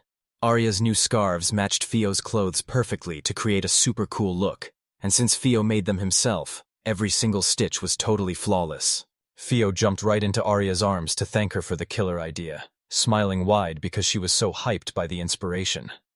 Aria felt super awkward and didn't get why she was being. Theo kept listing off all her best traits, like her insane magic and those high-tier clothes she designed. You could see the total respect in her eyes because she wanted to be just as strong, and she remembered telling Theo those same words when they were kids, and she was totally sure she'd grow up to be whoever she wanted. She looked at Theo with a huge, happy smile, feeling so grateful and knowing deep down that every struggle was worth it. That look on her face said it all. She was totally ready for whatever crazy new adventures were waiting for them. Aria strolled along totally chill, clutching a basket filled with all the cool stuff they'd just found and made. She looked super confident as she walked, just soaking in the quiet vibes and the fresh. Curry and his buddy were low-key celebrating inside as they watched Aria and Theo finally vibe together. Because after all that crazy drama, seeing them walk side by side proved that ever since that silk drama, her respect for Aria totally sparked an interest in magic. So Theo started thinking about giving her a real shot at learning it one day. She shook her head with a serious look, but her eyes were glowing because she had a massive spark of inspiration. She knew it was finally time to get Theo started on some serious magic. Aria stands at the front of the room, facing a crowd of people hyped to learn magic. She introduces herself, but out of nowhere, she gets promoted to the actual magic teacher. Theo suddenly shouts that she's totally on Aria's side and even starts calling her master. Aria can't help but grin, even though she's feeling a little awkward about the. Everyone else followed Theo's lead and started calling Aria their teacher with big smiles. She got all shy and told them to stop, blushing and grinning the whole time. It felt a bit weird being. Curry was standing there looking totally confused. Theo noticed her face and realized what was going on. She looked up and saw a massive crowd of adventurers all gathered to learn magic from Aria. She definitely didn't. It made sense for mages to be there, but seeing a massive crowd of warriors was a total shock. Was everyone here actually planning to use magic? Theo knew exactly what she meant and smirked, realizing she thought mages only blasted fireballs or controlled the wind. When she asked if she was wrong, he told her she was only half right. But for adventurers, things are way different. Their go-to move is usually just buffing their own bodies. They're always pumping magic into their muscles to hit harder and move faster. Most people just wing it with their magic and end up being pretty weak. But if you actually learn the theory behind it, your power hits way harder. Aria suddenly blasts into the air to show off her power, proving that knowing how magic really works lets you push your body way past its normal limits. Aria sticks the landing, and Theo is instantly begging to know how she can fly too. She steps forward, ready to uncover all the secrets of magic, but Aria stops her and Aria kept the lesson going, explaining that since everyone's already got mana inside, it's actually way simpler than it looks. She told them to just picture stirring that energy like water in a glass, and she explains that mana usually hangs out in your brain and organs, but if you shove it all into your hand, you'll get tired way too fast, so the big secret is keeping everything perfectly balanced. Aria saw Theo's brain was basically melting from all that info, so she quickly apologized for making things so confusing. But Theo wasn't backing down and promised she was going to keep trying until she got it. Theo started freaking out during the lecture, but Curry was totally lost because it just seemed like a normal class to him. Theo told her that Theo had zero experience with stuff like this because she was literally raised by a pack of wolves. Trying to fit into a totally different culture from across the ocean is a huge deal. Curry grinned and explained that every kid loves diving into new worlds, thinking back to when she'd obsess over monster books and all those crazy mysteries. Then she looked at Theo and promised she'd handle this new life like a total pro. He explained he was stressed because she's still just a kid and needs time to get used to all these crazy changes. He made it clear that as the adults, they had to protect her. He looked over at Theo and freaked out when he saw she was totally knocked out. Pure panic hit him as he scrambled to his feet and bolted straight for her. His heart was pounding like crazy. Theo was totally paralyzed on the floor, and Aria told him it was all because of her crazy drunk magic. She tried to chill him out, explaining that this happens all the time when kids first start using mana, while Theo was totally freaking out and wondering if she'd be okay. She promised. Theo slowly blinked her eyes open, and seeing her wake up, he walked over with a kind smile and decided they should just take the day off since her health is way more important than training anyway. Theo slowly sat up with a grin, telling him she was totally okay, and she told him to stay back and just watch. Theo was so shocked by what she said that he was totally speechless. He was completely overwhelmed and his brain was basically short-circuiting. He couldn't even force a single word out. He tried to comfort her, but Theo cut him off and made it clear she wasn't backing down. She was standing her ground and showing him she could handle things herself. Theo. Aria spoke up with a serious vibe, insisting that Theo is giving it her all, and they just need to back off and let her prove how strong she can be on her own. She admitted her dad was always bugging her while she studied and she just wished he'd leave her alone. Her words were sharp and full of regret. For Theo, hearing that felt like a literal. Theo hit the ground crying because he just couldn't handle the pressure anymore. He was completely overwhelmed and couldn't stop shaking from the shock. Curry stood there totally surprised, trying to calm. Curry made things way worse by saying every dad gets hated by his daughter eventually, and he's no exception, which felt like a total gut punch since he just wanted to help F. He finally quit out of frustration, feeling like he'd totally crossed the line. His heart sank as he realized his mistake, and he straight up admitted he had no clue what kind of dark. Curry always figured Theo was basically invincible since he acted so tough, but she finally realized even he loses his cool around a bunch of kids, and honestly, watching him struggle was pretty hilarious.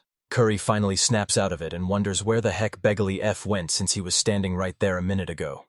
Theo starts overthinking it too, trying to remember exactly where he could. Theo knew dragons were total pros at controlling mana, so he figured the beast just got bored and went to hang out with the cubs. Curry realized Beagelli was actually a super sweet dragon, making her feel totally safe, while Theo was just hyped that everyone was vibing with such important creatures. Out of nowhere, a super sad cry broke the quiet and made them jump.